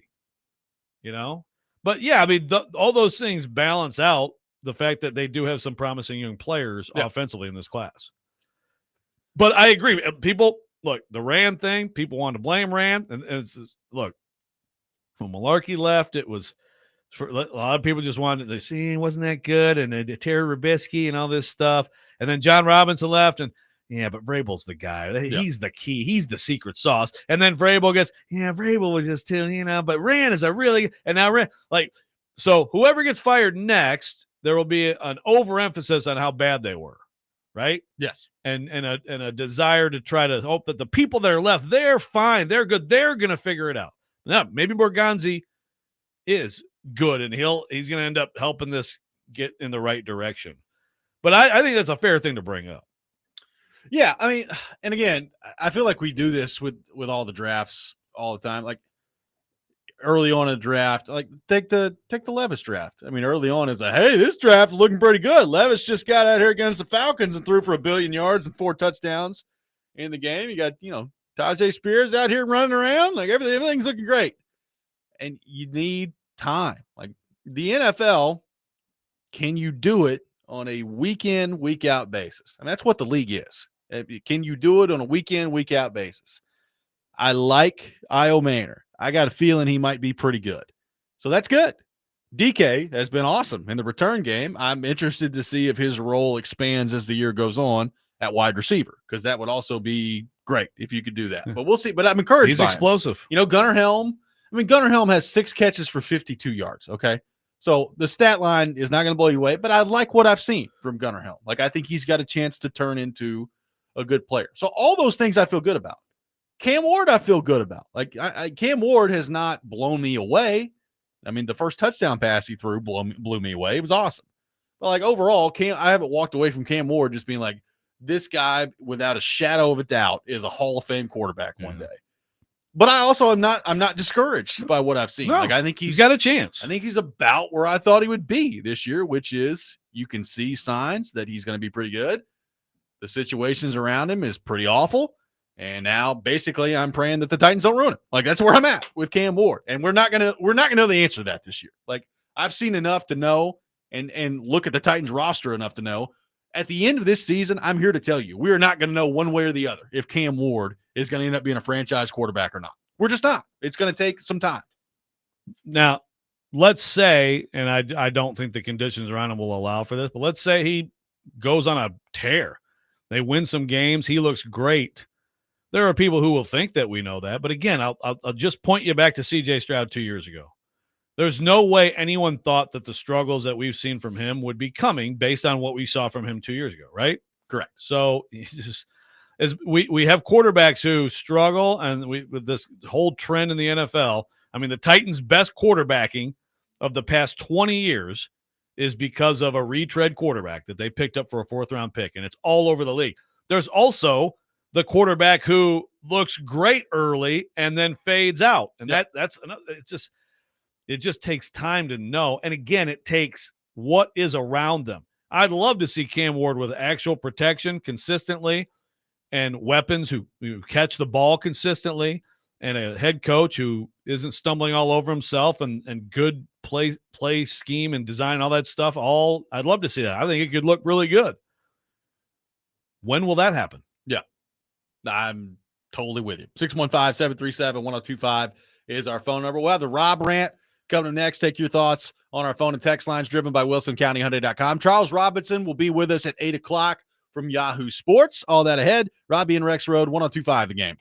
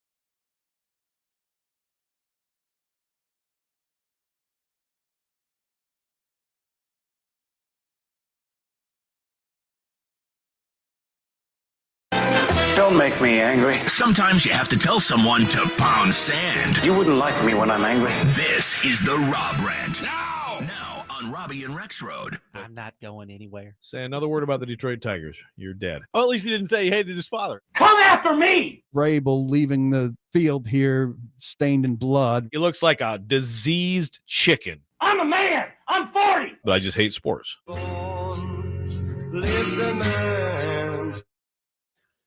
It is that time of the day, the Rob Rant, brought to you by Functional Medicine of Tennessee. Rise up to better health. Check them out at functionalmedicineoftennessee.net. Joe, the Rob Rant today is very simple. It's this. I see some Titans fans throughout this whole process, and this is particularly while the games are going on Sunday. Got to give the ball to Tony Pollard more. Let's get the ball to Tony Pollard more. You got to run more. You need Tony Pollard running the ball 27, 28, 29 times a game, which sounds great in theory. But I'm like, have you guys seen Tony Pollard so far this year? He hasn't been very good. And I went over some of the numbers yesterday. Against the Broncos, 3.3 yards per carry, 18 carries, 60 yards. Nice game against the Rams, 20 carries, 92 yards, 4.6 a carry. Against the Colts, 16 carries, 45 yards, 2.8 a carry, which brings his grand total this year, 54 carries, 197 yards in 3 games, 3.6 yards per attempt. The yards per attempt, and granted, small sample size, so I want to make that clear. Small sample size. But he's not been very good so far. There's not much explosion there. Kuharski talked about it yesterday. His long so far this year running the ball, I believe, is 11. He's got 11 yards as his long through 3 games. Now, maybe they'll be able to run the ball a little bit better against Houston. We'll see. Maybe as the schedule goes on, we're going to see Tony Pollard get stronger as the year goes on. Spears, I guess, is coming back at some point. Do they split the workload up a little bit more? What is that going to look like? I don't know. But if you want the Titans to run the ball a little bit more, they should probably run the ball a little bit better than they have to this point. And that, to me, as much as anything else, that's been disappointing on the offensive side. I thought they'd be able to run the ball and should be able to run the ball better than they have to this point. Maybe the absence of Latham is playing a huge role in that. We'll see. But they got to get better production out of the running game than what they're getting right now. I would like to point out that puts them on a pace for 1,116 yards this year, which if we say going into the year, okay. I think shows you that the 1,000-yard conversation in the 17-game schedule, maybe not all it's cracked up to be. Yeah. No, that would be, well, let's see. Hold on. That would still be 1,016, but it'd be like 1,020 or whatever. Yeah. Yeah, he hasn't been great. And, this is, I agree with the idea that they need to run the ball. I do think that you are onto something with Latham. I think Latham Zeitler was a hope for, and I think we saw it some even in the Denver game at times. Like they could be some little bit of road grading over there. And obviously that's all messed up. But I also think that Pollard is mortal, and so at his age, he's starting to look like what running backs look like at his age, which is why running backs get discarded so quickly. I mean, it's just, and it's just the reality. I mentioned Jake Lyman and Corey Curtis because I was not hate texting them, but I was like, I like to throw my 2 cents in sometimes, just like Vingan's doing on the YouTube chat with us right now. But yesterday, Lyman, they're going through all the needs, and like you've already laid out today, it's a huge list of needs. And Lyman mentioned running back, and Corey's like, yeah, you can get a running back. And I disagree. I disagree with the complete dismissal of running back. I understand it's devalued and all that stuff. Well, I keep bringing it back. I must love the Detroit Lions. I just keep using them as an example. But let's go back to Monday Night Football. And I mentioned Jared Goff. Jared Goff looked like a terrible quarterback in week 1. Because why? Because his offensive line got whipped by the Packers. Yeah. The next 2 games, oh, my God, he's good again. Why? Because his offensive line dominated. I would submit to you that the Detroit Lions have the best tandem in the league, and I would submit to you that they are very key to their success. Running Montgomery. Yeah. And that's a first-round pick, which people ripped, and that's a third-round pick. So I hate to say, I'm not saying it's near the top of the list for the Titans, but they need to get a new back pretty soon. They're going to need to. They're going to be in the market. He's solid. He's fine. I think he is leveling out a little bit right now. I think we're seeing a little bit of that. Yeah, and look, again, it's a 3-game sample size, so this doesn't mean a lot to me right now. But as the season goes on, I think it's something to keep your eye on of like, Do they get more explosive plays out of Pollard? Are they able to run the ball more effectively than they have to this point? Because right now, Joe, I mean, this is the offense that you're dealing with right now, which explains why they're 0-3. You got an offensive line that can't pass protect very well. So that's a familiar story. You've got a number one wide receiver who can't catch a football right now. Well, that doesn't help your quarterback out very much, does it?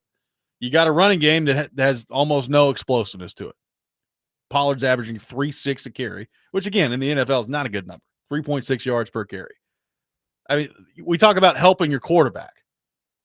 Io Manor, I feel good about. Like Io Manor, that's about it on the offensive side of the ball right now. You can't pass protect. Right now, you can't run the football, and your number one wide receiver can't catch the football out there. Look at what's going on around Cam Ward right now through 3 games. It's that bad.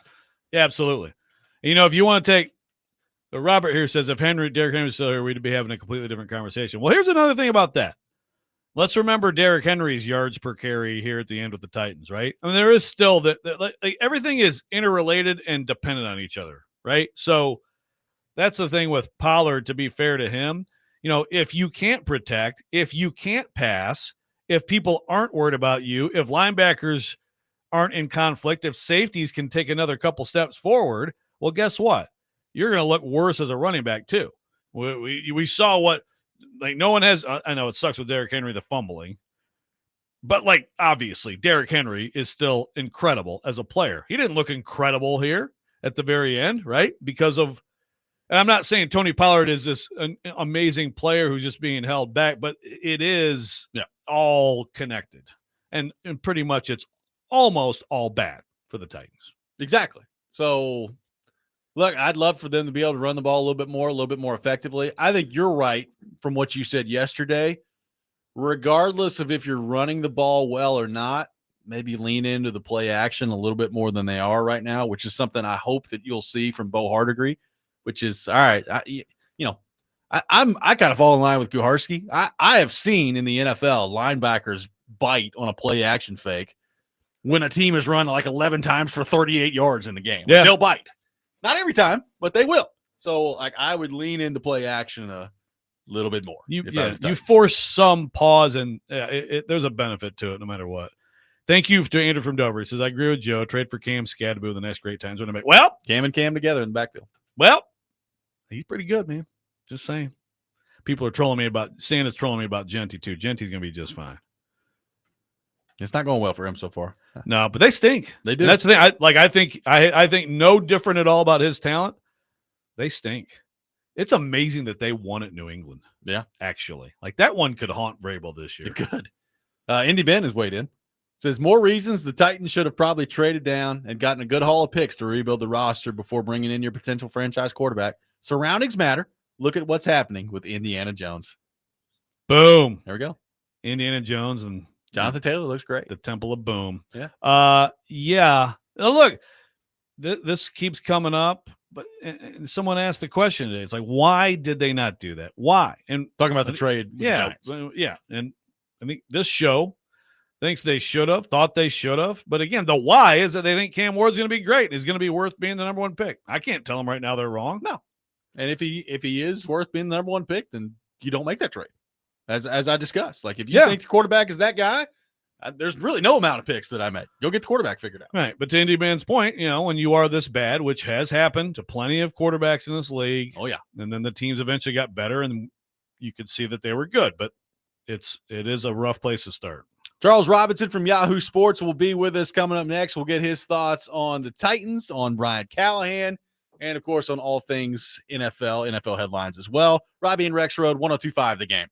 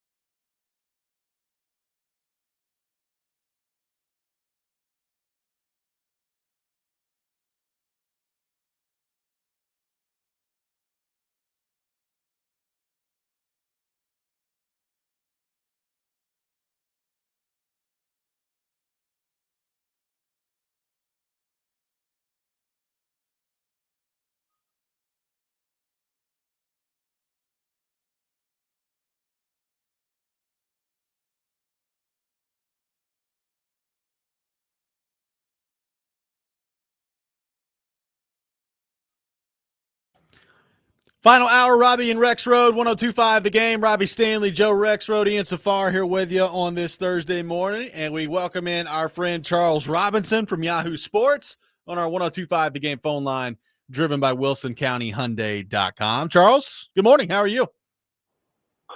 I'm, as long as we don't talk about baseball, I'm good. Yeah, that's been banned on the show. Yeah. Okay, good. Yeah, that's right. You're in the same boat I'm in. So Yes. yeah, let's. The team that should not be named. I'm living in a house with someone who's from Cleveland, and oh boy, so it's made it much worse for me. Yeah, I can that's see tough, that. man. Couple of days. That's tough. Oh boy, unplug the TV. Yeah, I'm not on speaking terms right now. So At least you don't sound like you're in your deathbed this week, so that's good. Yeah, finally made some progress, huh? Yeah, I've gotten better. I got a went to the doctor, got an inhaler with a steroid in it, so I'm on performance enhancing drugs now. Nice. So we're turning a corner, which is more than I can say for the Titans right now. There we go. What a transition. That's how you transition right there. I mean, I was going to tell you about rough sports watching experiences. We got that around here. So what a week it's been for Brian Callahan. I mean, another just absolute stunning gaffe to end the half against Indianapolis. You get shelled by your division rival 41-20. A couple days later, he talks about giving up play calling and that it's his decision and all these things. And we all know it's not his decision. He was told to give up play calling. And Charles, it feels to me that it is turned into a matter of when, not if, Brian Callahan is going to be fired at this point. So what's your read on all this? What do you make of where things stand with Callahan?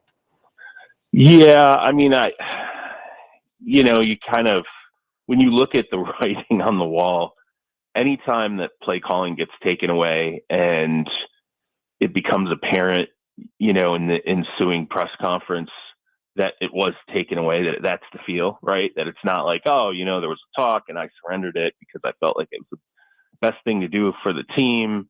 And, here's kind of the reasoning behind who it went to. And, anytime that happens and then a player gets traded and you kind of feel like when the coach goes up to the podium, it shouldn't be the coach at the podium kind of explaining what exactly happened with the trade.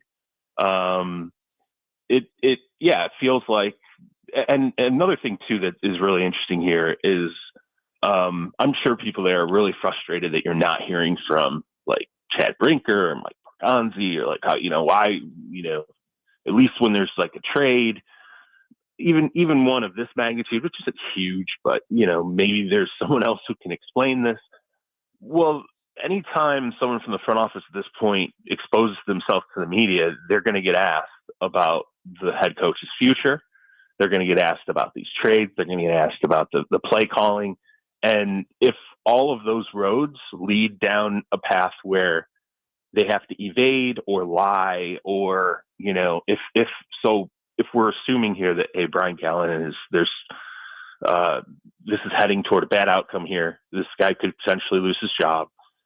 The front office doesn't want to expose themselves to having to answer those kind of questions because, you don't want to paint yourself into a corner. You got to say something or not say something or be dishonest or whatever. So I think even that is kind of a little bit of a sign. And I know not every front office talks after trades or, things like that, but there's nothing here that makes me think that this is going to a positive place.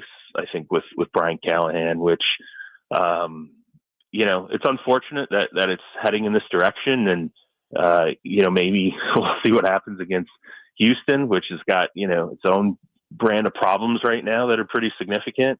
But I don't know. That's my read on it. Nothing here feels like anything is in Brian Callahan's hands any longer. It kind of feels like this is all being dictated elsewhere. And that's why these press conferences are so painful to watch. And particularly when I kind of caught a little bit of Pat McAfee's show yesterday, and I'm like, man, when this is becoming like, 10 minutes on that show, I'm like, wow, this has really risen to a level where, and they're not talking about the football. They're literally talking about Brian Callahan. And sort of his Pokwarski. Yeah, I caught that as well. Yeah, PKs, man. This is unfolded in a way where there's a lot of exposure here to a lot of people we know. Yeah. What a boon for the world. You get more be exposed to PK. They don't get your impression of him, but we'll get there. Eventually we'll get there. Yeah, Joe exactly. gets some shine on him for doing the impression. I mean, you guys tell me. I mean, you're there. You're kind of seeing it. I'm not there in that, I'm not at the practices every day. I'm not in those press conferences, but, you tell me, how are you absorbing this? I mean, that's the only way I can see this right now is unless there's a miraculous turnaround. I've seen this story written in the NFL before, and it's the front office lining up, moving elsewhere eventually at some point. And sometimes things do reverse themselves during the season. I don't wish any ill will on Brian Callahan. I might be alone on this show right now when it comes to that. Yeah, I mean, very likable guy. No, it's just going about as poorly as it could possibly go. I mean, it's like losing and all that stuff is one thing, but making yourself the story 2 out of 3 weeks, that's like hard to do. Yeah, I mean, he feels like making yourself a league-wide story for your incompetence on game day 2 out of 3 weeks. Like, that's seriously difficult to do. Yeah. Yeah, the play calling, I mean, that's it, the game management. I mean, I Andrew Siciliano and I were talking about this the other day, and I said, I hate to say this, but I mean, it gets to it where it's like a little Nathaniel Hackett, where you're like, we've talked about him. Yeah. What's, and I'll say this too, like it is a huge part of head coaching struggles in the NFL historically have been just game management, and I don't know if a lot of fans understand this, but I mean, some teams bring in personnel to help, new head coaches with game management. Some teach it, some literally teach it. Like that was the thing with Nathaniel Hackett. Like the Broncos went to Nathaniel Hackett and they said, let's teach this. Like this is before his first game ever. Like this is like right after he was hired, they're like, do you want to run through scenarios? Do you want to do, I mean, it's kind of like in a weird way, classroom work. And he said, no, I'm good, bro. And yeah. And then when they were like, okay, we want to go get somebody, initially he's like, no. And then when the meltdown occurred, that's when, it was forced upon him. But I mean, game management will undermine coaches pretty quickly. And if you ask people, when you talk to players and if they're honest, they will tell you that undermines confidence in a coach almost more quickly than anything. If they feel like a coach is not 100% on his P's and Q's when it comes to game management and game day, they'll turn very quickly into feeling like there's lost confidence there. Well, let me spin this into a big picture question, Charles, because there are a lot of fans early in the season saying they got to take the play calling away, and we were both like, if you take the play calling away, you're basically firing him. Like that's what he was. He was brought in for that, but so Nick Sirianni, it happened there. Now the difference there is that they had success, right? And so right, but this has been obviously the hot thing as failures happen. Here's another one we think we're seeing here pretty clearly, right? This is a trend in the NFL. Do you see it changing to where more teams are like, you know what? We need we don't want to lose the OC and to all these teams, but we need more of a CEO. We need Dan Campbell more than we need Sean McVay. I mean, where do you see that going trend wise in the league?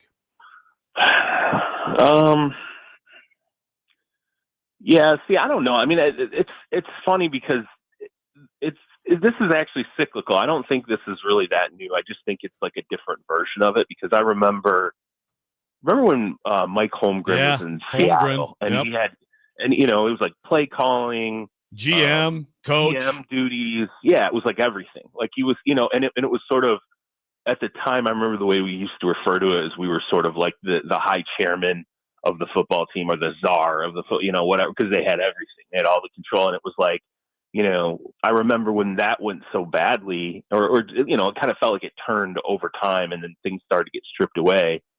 It was like, okay, maybe that's not what we want. Maybe and it I think every general manager, every team president, whoever really has control of the operations has to approach that from, their own standpoint. What ultimately do I want here? Do I want someone who's, in every corner of the building, kind of managing every corner of the building, and then I have isolated, the on-field stuff, into other roles? Or do I don't know. Everybody's got to kind of answer that on their own. And the thing is too, like, it's can some guys handle it and not? It's that probably is how you really answer it, is like, what's the coach who comes in, what are they capable of? And maybe you find that out, over time, whether guys are capable of handling, the head coaching position and the play calling, and some guys aren't capable of it. And then you try to manage it from there. But I'd say, yeah, it's an issue, but it's always been an issue. It's individually handled by whatever whoever's in control of the operation, whatever they feel, and what the coach can ultimately handle. It's a huge conversation right now in Tennessee. It's been a huge conversation elsewhere. You look at the Giants right now, right? Like, I'm sure at some point we'd have had the Jackson Dart conversation. He gets to start with the Giants, and you have this conversation about the Giants, and you're like, well, okay, what is Brian Daboll like? The offense looks terrible. It looks absolutely terrible under Russell Wilson. They're bland. It's not creative. They've taken Malik Neighbors and they've like pared his route tree down to like, hey, just run go routes, like go deep. And then but you're like, is that a Brian Daboll issue? Is it a Russell Wilson issue? Like, who's got the limitations here that we're dealing with? And I think the way you answer that is now you're going to do a quarterback change. And if you don't see the offense grow at all with Jackson Dart, or get a little more creative in terms of what the player brings to the table, this skill set, that probably means your coach is actually the issue, which is what I think the Giants fear right now. They're going to, maybe they find that out with the change to a guy who's got a little more tools who he brings to the table. But anyway, getting back to the Titans, I think they're running into an issue that I think, teams have run into in the past, and it's just going completely horribly wrong, and it's exposed. And now what's scarier about this, and this is definitely the Nathaniel Hackett aspect of it, now everybody's looking. Yeah. Like, I think now there are people who had nothing to do with the Titans, maybe even, like nationally or whatever, and they're like, okay, let's see what this next press conference looks like. Let's see what the next, if there's another loss, let's see what that Titans get some attention. All right. That's how it became in Denver with Hackett, where it was just like people were lining up for the bloodbath, they're like weekly. And that, when you talk to people internally there, they're like, it just crushes you. And you moving on from that is just the relief of moving on from it, becomes the only thing you think about. So, Charles, the opponent for the Titans this week, 0-3. I don't think most people had that before the season. The offensive line has been atrocious. The offense in general has struggled. So, can they rebound from this? Do you think the Texans can rebound from this? I realize the Titans are the opponent on Sunday, so maybe we're not getting a good picture on Sunday. But as they move forward here, with the Colts being 3-0 in the AFC South, the Jags being 2-1, how much trouble do you feel like Houston is in with their 0-3 start? Oh, I think it's pretty serious. When you talk about, they fire Bobby Slowick and you bring in Nick Caley from the Rams, and it's kind of billed as like, hey, we sort of stole this guy. We're getting somebody from the Rams coaching tree, and we're going to get the Sean McVay, the success, the Mike, somebody from the Kyle Shanahan coaching, Sean McVay coaching tree, that kind of offense. We're bringing this in, and it's going to really jumpstart us, and it has not happened at all. Like you said, they can't run the ball effectively. The offensive line, despite a massive overhaul in the season, in the off season, has not really turned into any kind of result. I think they missed Tank Dell horribly. The wide receivers like Nico Collins and just some guys right now. And, now Christian Kirk, gets back on the field. Is there a chance it turns around? I don't know. They're talking about, like, the thing is here. It's funny because you're dealing with it in Tennessee. Like, fans here want Nick Caley fired. Like, it's in Texas right now, like the two coordinators that need to go are like, it's like Matt Eberflus in Dallas.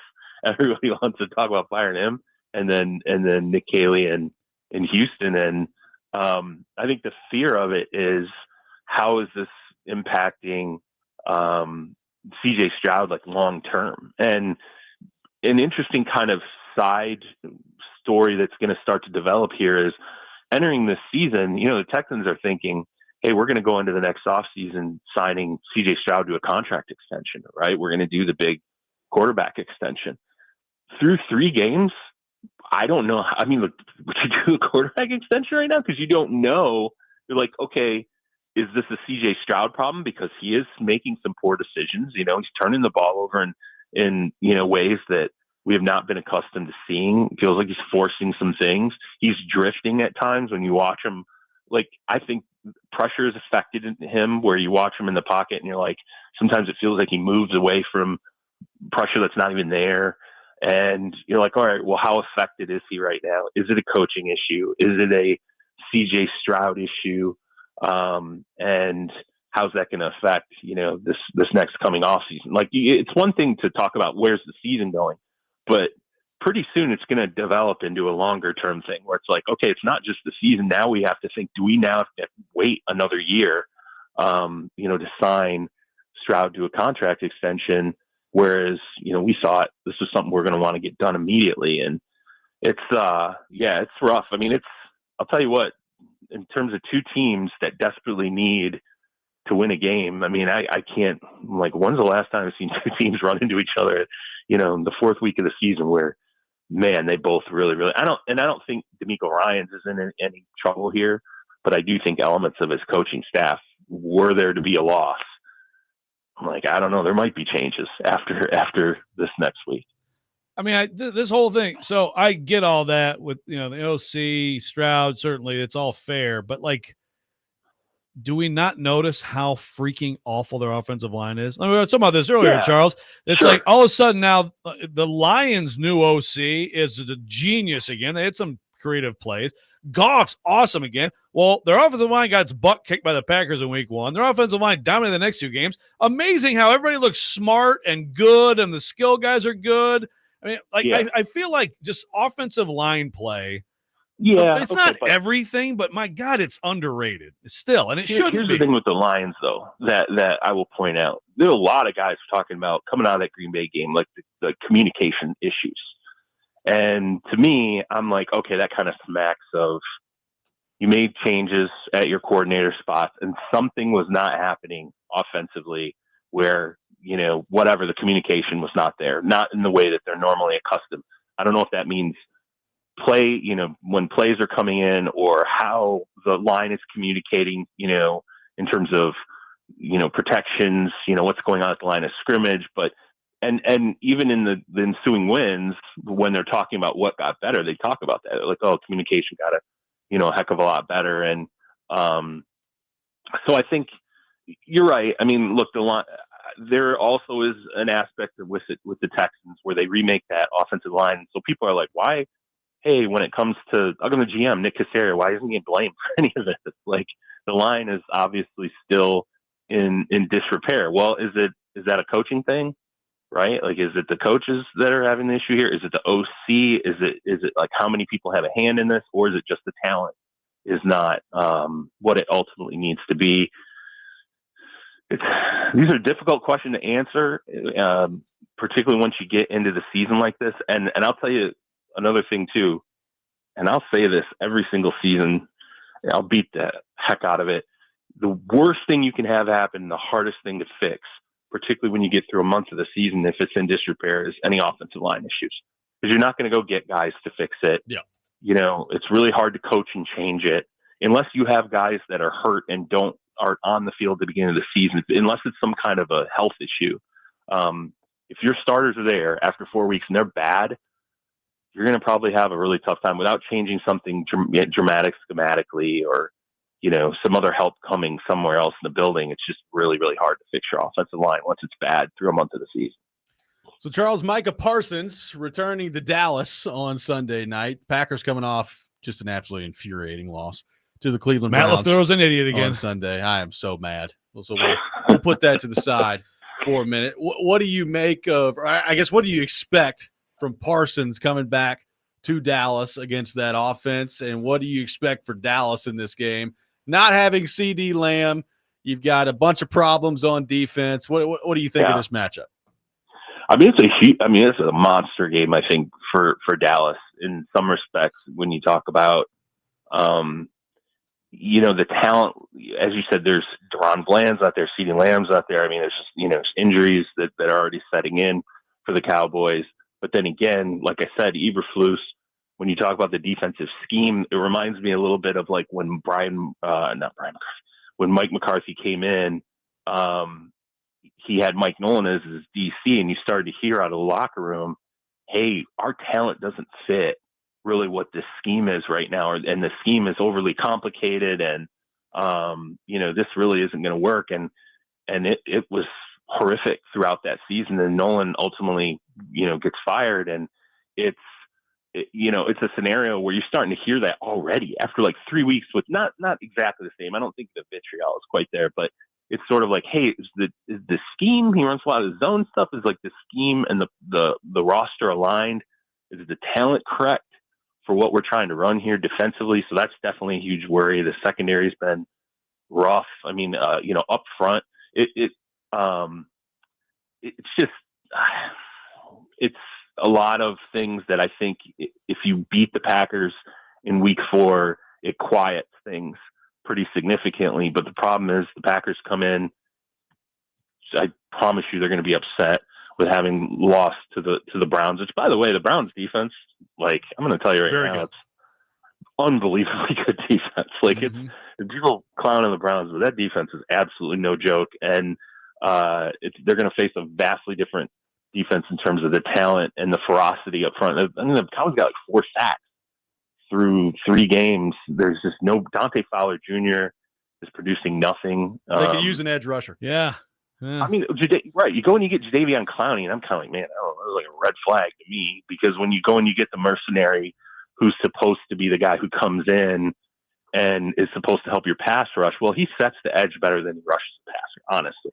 And it's like, there's a reason why he's been through so many teams. I think it's like 7 teams, in like 8 years. And it's like, the reason why that happens is teams get him in and they're like, yeah, okay. Yeah, he's not, it's just not the pass rush where ultimately maybe it's good, it's okay. But I don't think the Cowboys are going to get a huge rush out of him. And the thing with Parsons, it's funny because Jerry Jones, he goes on the air with their flagship station, and he keeps saying like, hey, there's no like hard feelings, there's no ill will or whatever. I'm like, yeah, because nothing's happened on the football field yet. There's going to be some ill will if Micah Parsons comes in here in week 4 and he cleans your clock. And it feels like, I think he's got like 15 pressures, 1.5 sacks. He's going to start finishing some of this stuff. And I think there's a game where he's going to finish it. It's going to be against the Dallas Cowboys. And I think Jerry's attitude and the attitude of the Cowboys fans is going to worsen very quickly after, week 4, if the Packers come in and Parsons has a big game and the Cowboys get handed the L. And I think Parsons is 100% motivated. I think the opportunity is there. It's just, to me, it's setting up for a really bad outcome, I think, for Dallas. And I've been terrible calling these games like this so far. Like I said to Siciliano before the Monday night game, I was like, man, I don't know. I think the Lions might get their clock cleaned against the Ravens. Don't feel bad. I guarantee the Titans win last week against the Colts. That worked out well. Yeah, I'm like, so far, I'm not really where I feel like, oh man, some teams coming in to really get kind of pummeled here. It's been the exact opposite, so I could be wrong again. But yeah, I think it's going to be a lot of fun watching that game. And I expect if Parsons puts up a dud, I'm going to be very, very disappointed, because it's just, there's so much, like, for the last month, this game has been circled by so many people, and I'm going to be there, and I'm looking forward to seeing how it unfolds. Jerry will just he'll mandate that they triple team him on every play, and then everybody else will get like 14 sacks between them. But it's fine. Micah didn't, and that might be the better that might be the better outcome. And it, when I kind of laugh, because when he says, "Hey, there's no There's no ill will. There's no bad feelings. I remember when they moved on from DeMarcus Ware, and now Ware was 31. It was a different situation, but DeMarcus Ware goes to Denver and he wins a Super Bowl. And man, I'm telling you, I think like Jerry's always said like, oh, it's just a business, but you can tell ever since. I mean, there were a period of years there where it's like, you don't really bring him up. Don't bring Ware up. Like, he's not going to talk about Ware. He's just going to say it's a business decision. I think it really hurt Jerry that DeMarcus Ware went somewhere else and won a Super Bowl. And I think if Parsons wins a Super Bowl in Green Bay, it's going to deeply, deeply affect Jerry. I absolutely believe that. Charles Robinson joins us every Thursday morning at 8 o'clock here on the program. Charles, have fun in Dallas this weekend. Enjoy the weekend of NFL football. We will talk to you next week. All right. I appreciate it, guys. Joe, what's going to happen with the team that we're apparently not talking about in the baseball realm? No, they're dead. They'll never win another game. I'm done. Okay. I hate them. He's very upset. You're at that step. Wow. It's Okay. just, I mean, I've never seen anything like this. It's unbelievable. Yeah. No, the implosion's been, It's an all-timer, man. Yeah, I can't remember anything like this. I'm glad people keep bringing it up today. It's really awesome. Well, and the funny thing is, like, Siciliano's he's a Cleveland guy, right? And so the podcast we do on, I don't remember if it was like Monday or Tuesday, which day it was, but he wore his Cleveland hat, and I always wear my Detroit hat, and I hadn't worn my Detroit hat that day, and he was kind of giving me the business about why I wasn't wearing it on the podcast. And just burn it. It's so hurtful right now. What's going on? Get the gas, start the fire, and burn that sucker. Yeah. All right, guys. Throw it on the grill. Appreciate it. Yep. Charles Robinson, our guest here on the program. We will react to what Charles had to say on the Titans front coming up next. Take your thoughts, 615-737-1025. Plus a stat that's floating around out there that is just almost unbelievable. We'll get into that. Robby and Rexrode, 1025 The Game.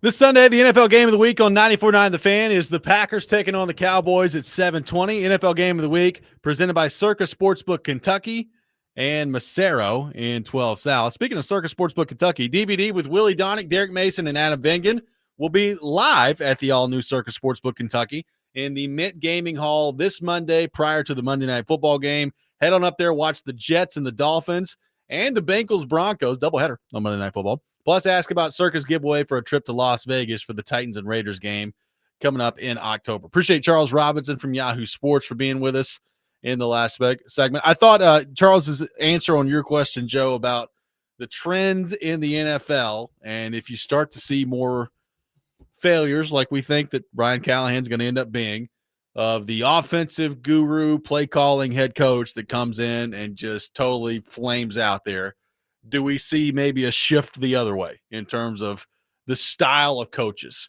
that teams are looking for? I thought his answer was interesting, which was basically, this league's really all about cycles. A lot of things go in cycles in this league. Yeah, look, this model that the Titans have embraced, remind me, did the original Wiz, not the Wiz kid, was he play calling head coach? Oh yeah. Yeah. Okay. So it's not like this is the first time the Titans have gone here. And like he said, I mean, Holmgren dialed up some buttes during his time with the Titans. What's that? He dialed up some buttes. Oh yeah, absolutely. We don't need to double team DJ Watt. We're good. Yeah. This isn't new. It's just, it's intensified, especially I think with the Shanahan McVay thing. And again, it's still more good than bad, right? If you look around the league, and again, you have like Andy Reid is a consistent success, with that model. But the Dolphins, they're headed toward a coaching change. The Titans are headed toward a coaching change. It appears, it's funny because the Colts look that way too. And now they're all good now. But the Eagles have changed it some. They're just, it's the best roster in the NFL, I think, overall, top to bottom. And so that helps with that stuff, Your guy, plugging him right along, got himself a contender. The guy up in Minnesota, plugging right along. I mean, the whole NFC North, other than the Lions, and that's the funny thing. It's like, again, if you can find a Dan Campbell or a Mike Vrabel, rough start for him. I've seen some stats about. Is that what you're going to talk about, by the way? No, I can't wait to hear your stat. But the stat of their penalties so far, and someone had a comparison with Gerard Mayo. It's like, geez, man. But that Tomlin, Vrabel, Campbell, okay. You like, there's plenty of other coaches in this league. Todd Bowles has been a heck of a coach in this league. Keeps losing the coordinator every year. Why? Yeah. He seems to be okay. Seems to be fine. Hires another coordinator. He has a good quarterback. So if you have a head coach who is a good head coach, a CEO, an all-around good coach, and you have a good quarterback, then I think that you can, a good roster, but, quarterback, then you can overcome not having the play calling head coach. I don't know that it's going to cycle back. I think the more failures you have, if Nashville and Miami turn into firings that turn into those guys then have to go back into the mix and be quarterback coaches or whatever somewhere else, the more of those you have, there's probably a little more pause for teams. Yep. So my stat for you. The average distance needed for a first down on third down. Oh, season. God, I saw this. So, in other words, when third down rolls around, how many yards away are you from getting a first down is another way to put it. For instance, the Rams lead the league with an average of 4.9 yards. So, on average, when third down rolls around, the Rams only need 4.9 yards to pick up a first down. It probably helps when you play the Titans, and they did play the Titans. Probably did them some numbers on that list. The Tennessee Titans are in dead last. 9 yards is the average. 3rd and 9 is the average on third down. And I think it got better this past week. Yeah, I think it was 9.5. I think the number through the first 2 weeks, the CBS broadcast flashed up the graphic, and I was stunned when I saw it. It was 9.9 heading into the game. 9.9. So it's like you guys have picked up a tenth of a yard on average from first down to third down heading into the Colts game. So they got better in the Colts game, and now the average is all the way down to 9, which is still the worst in the league. Okay, let me try to do math. So a third of a yard is a foot. So how many inches is a tenth of a yard? you average how many inches in your first 2 plays? I can't. Someone do the math for me. But my God, that's amazing. Brutal. Just so bad. And like you can pick up the first down on second down, and then it doesn't factor into this at all. But like when you reach a third down, their average distance on a third down is AI 9 says yards. 3.6 inches 3.6 inches. Good to know. per AI. So Let's see. 1.8 inches per play. There are 3.6 inches and 1/10 of a yard. I don't know. This is quick AI math. I'll have to double check. I will go with it. You know, we talk about yards right. per play. How about inches per play? Well, we don't quite get to 2 inches. So is it an inch per play? Inch 0.8 per play. Yeah. My 39. goodness. Yeah, there's another stat that I saw floating around with it. I'm trying to find right now. But I'm sorry, I'm in pain. I cut my leg open. It really hurts. Like, it really hurts. I cut my leg open in the studio. The studio already smells like a Jabba the Hutt fart today. And it is now ripped open my leg. So I'm complaining to Chase. There's a lot of disasters going on around here. But there's another stat. Ah, dang it, I can't find it. I'm in a lot of pain. But it was basically your I think it's a stat I think it's a good stat. It's like your drive rate, your drive success rate stuff. So anyway, let me just spoiler. The Titans are like at the bottom of the league, and the number is insanely bad In every category. Yeah, so there you go.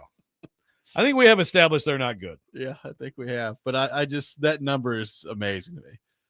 On your average third down, the Titans still need to pick up 9 yards. Oh, good. That's awesome. For context, by the way, the Bears are at 8.9 and the Ravens at 8.4. Texans, who the Titans will see Sunday, at 8.2.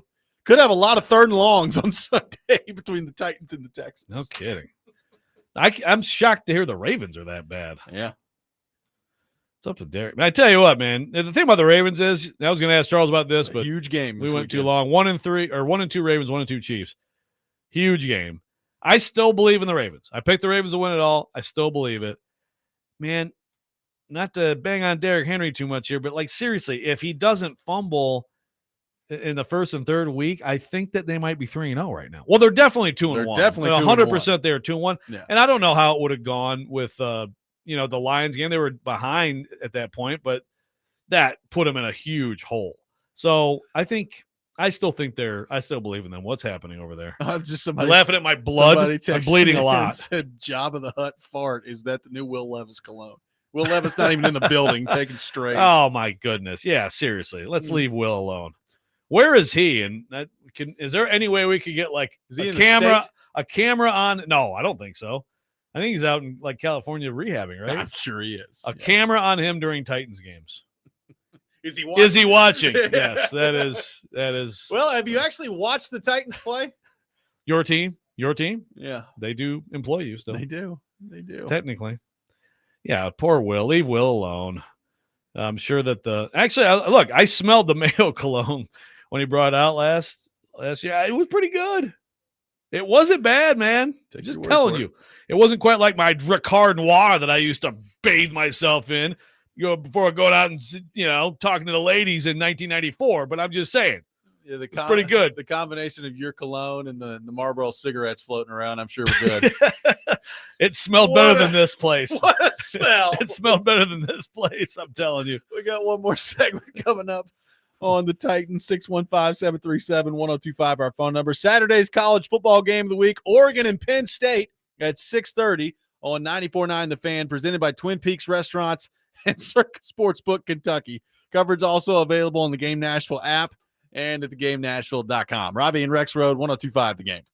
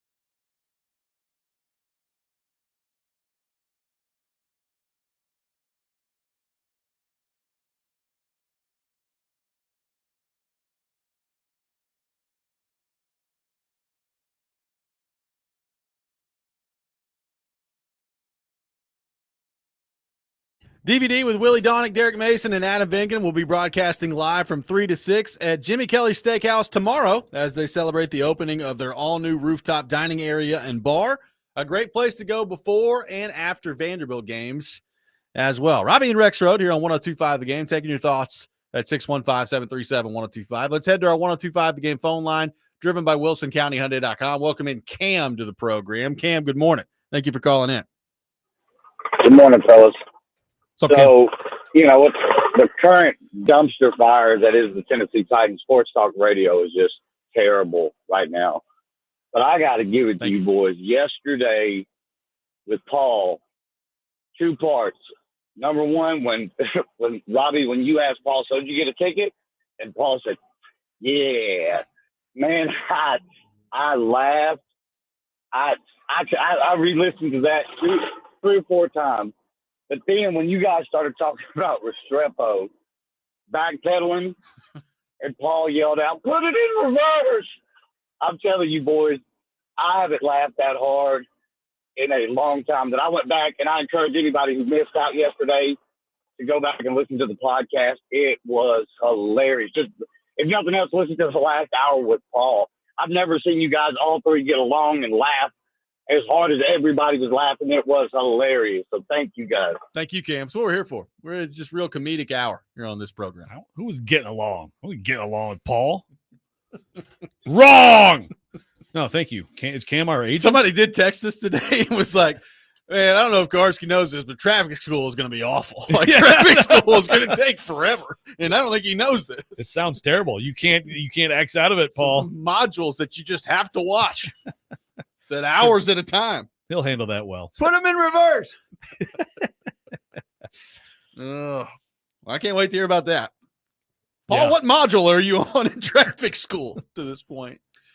Let's welcome Trey to the program. Trey, good morning. Thank you for calling in.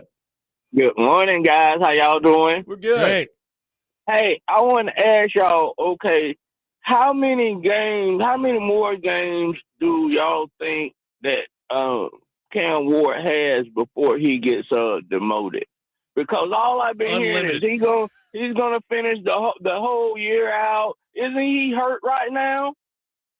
I mean, he's on the injury report, but I don't think it's that big a deal. Yeah. So who's the backup? Can we win with the backup? No. Brandon Allen and no are the two answers. And do you think that we should have got another veteran quarterback in the beginning of the season just in case something like this happened? Thank you for the call, Trey. Sure, but again, I do think you're a little bit. This is a little down on Ward. Like putting this is what we've been talking about on the show, right? The quarterback's amazing. Oh, the quarterback sucks. I mean, maybe there's more to football than I don't think. I am not disappointed in Cam Ward's performance today. I'm not over the moon about it either. No, he's been okay to this point. Yeah, that would be how I describe it. He has been okay through the first three games, and when you factor in the situation around him, it's probably a miracle that he hasn't been worse to this point, would be my answer. Right. I mean, that's honestly, like when offensive line can't block, your number one wide receiver can't catch, you can't run the football.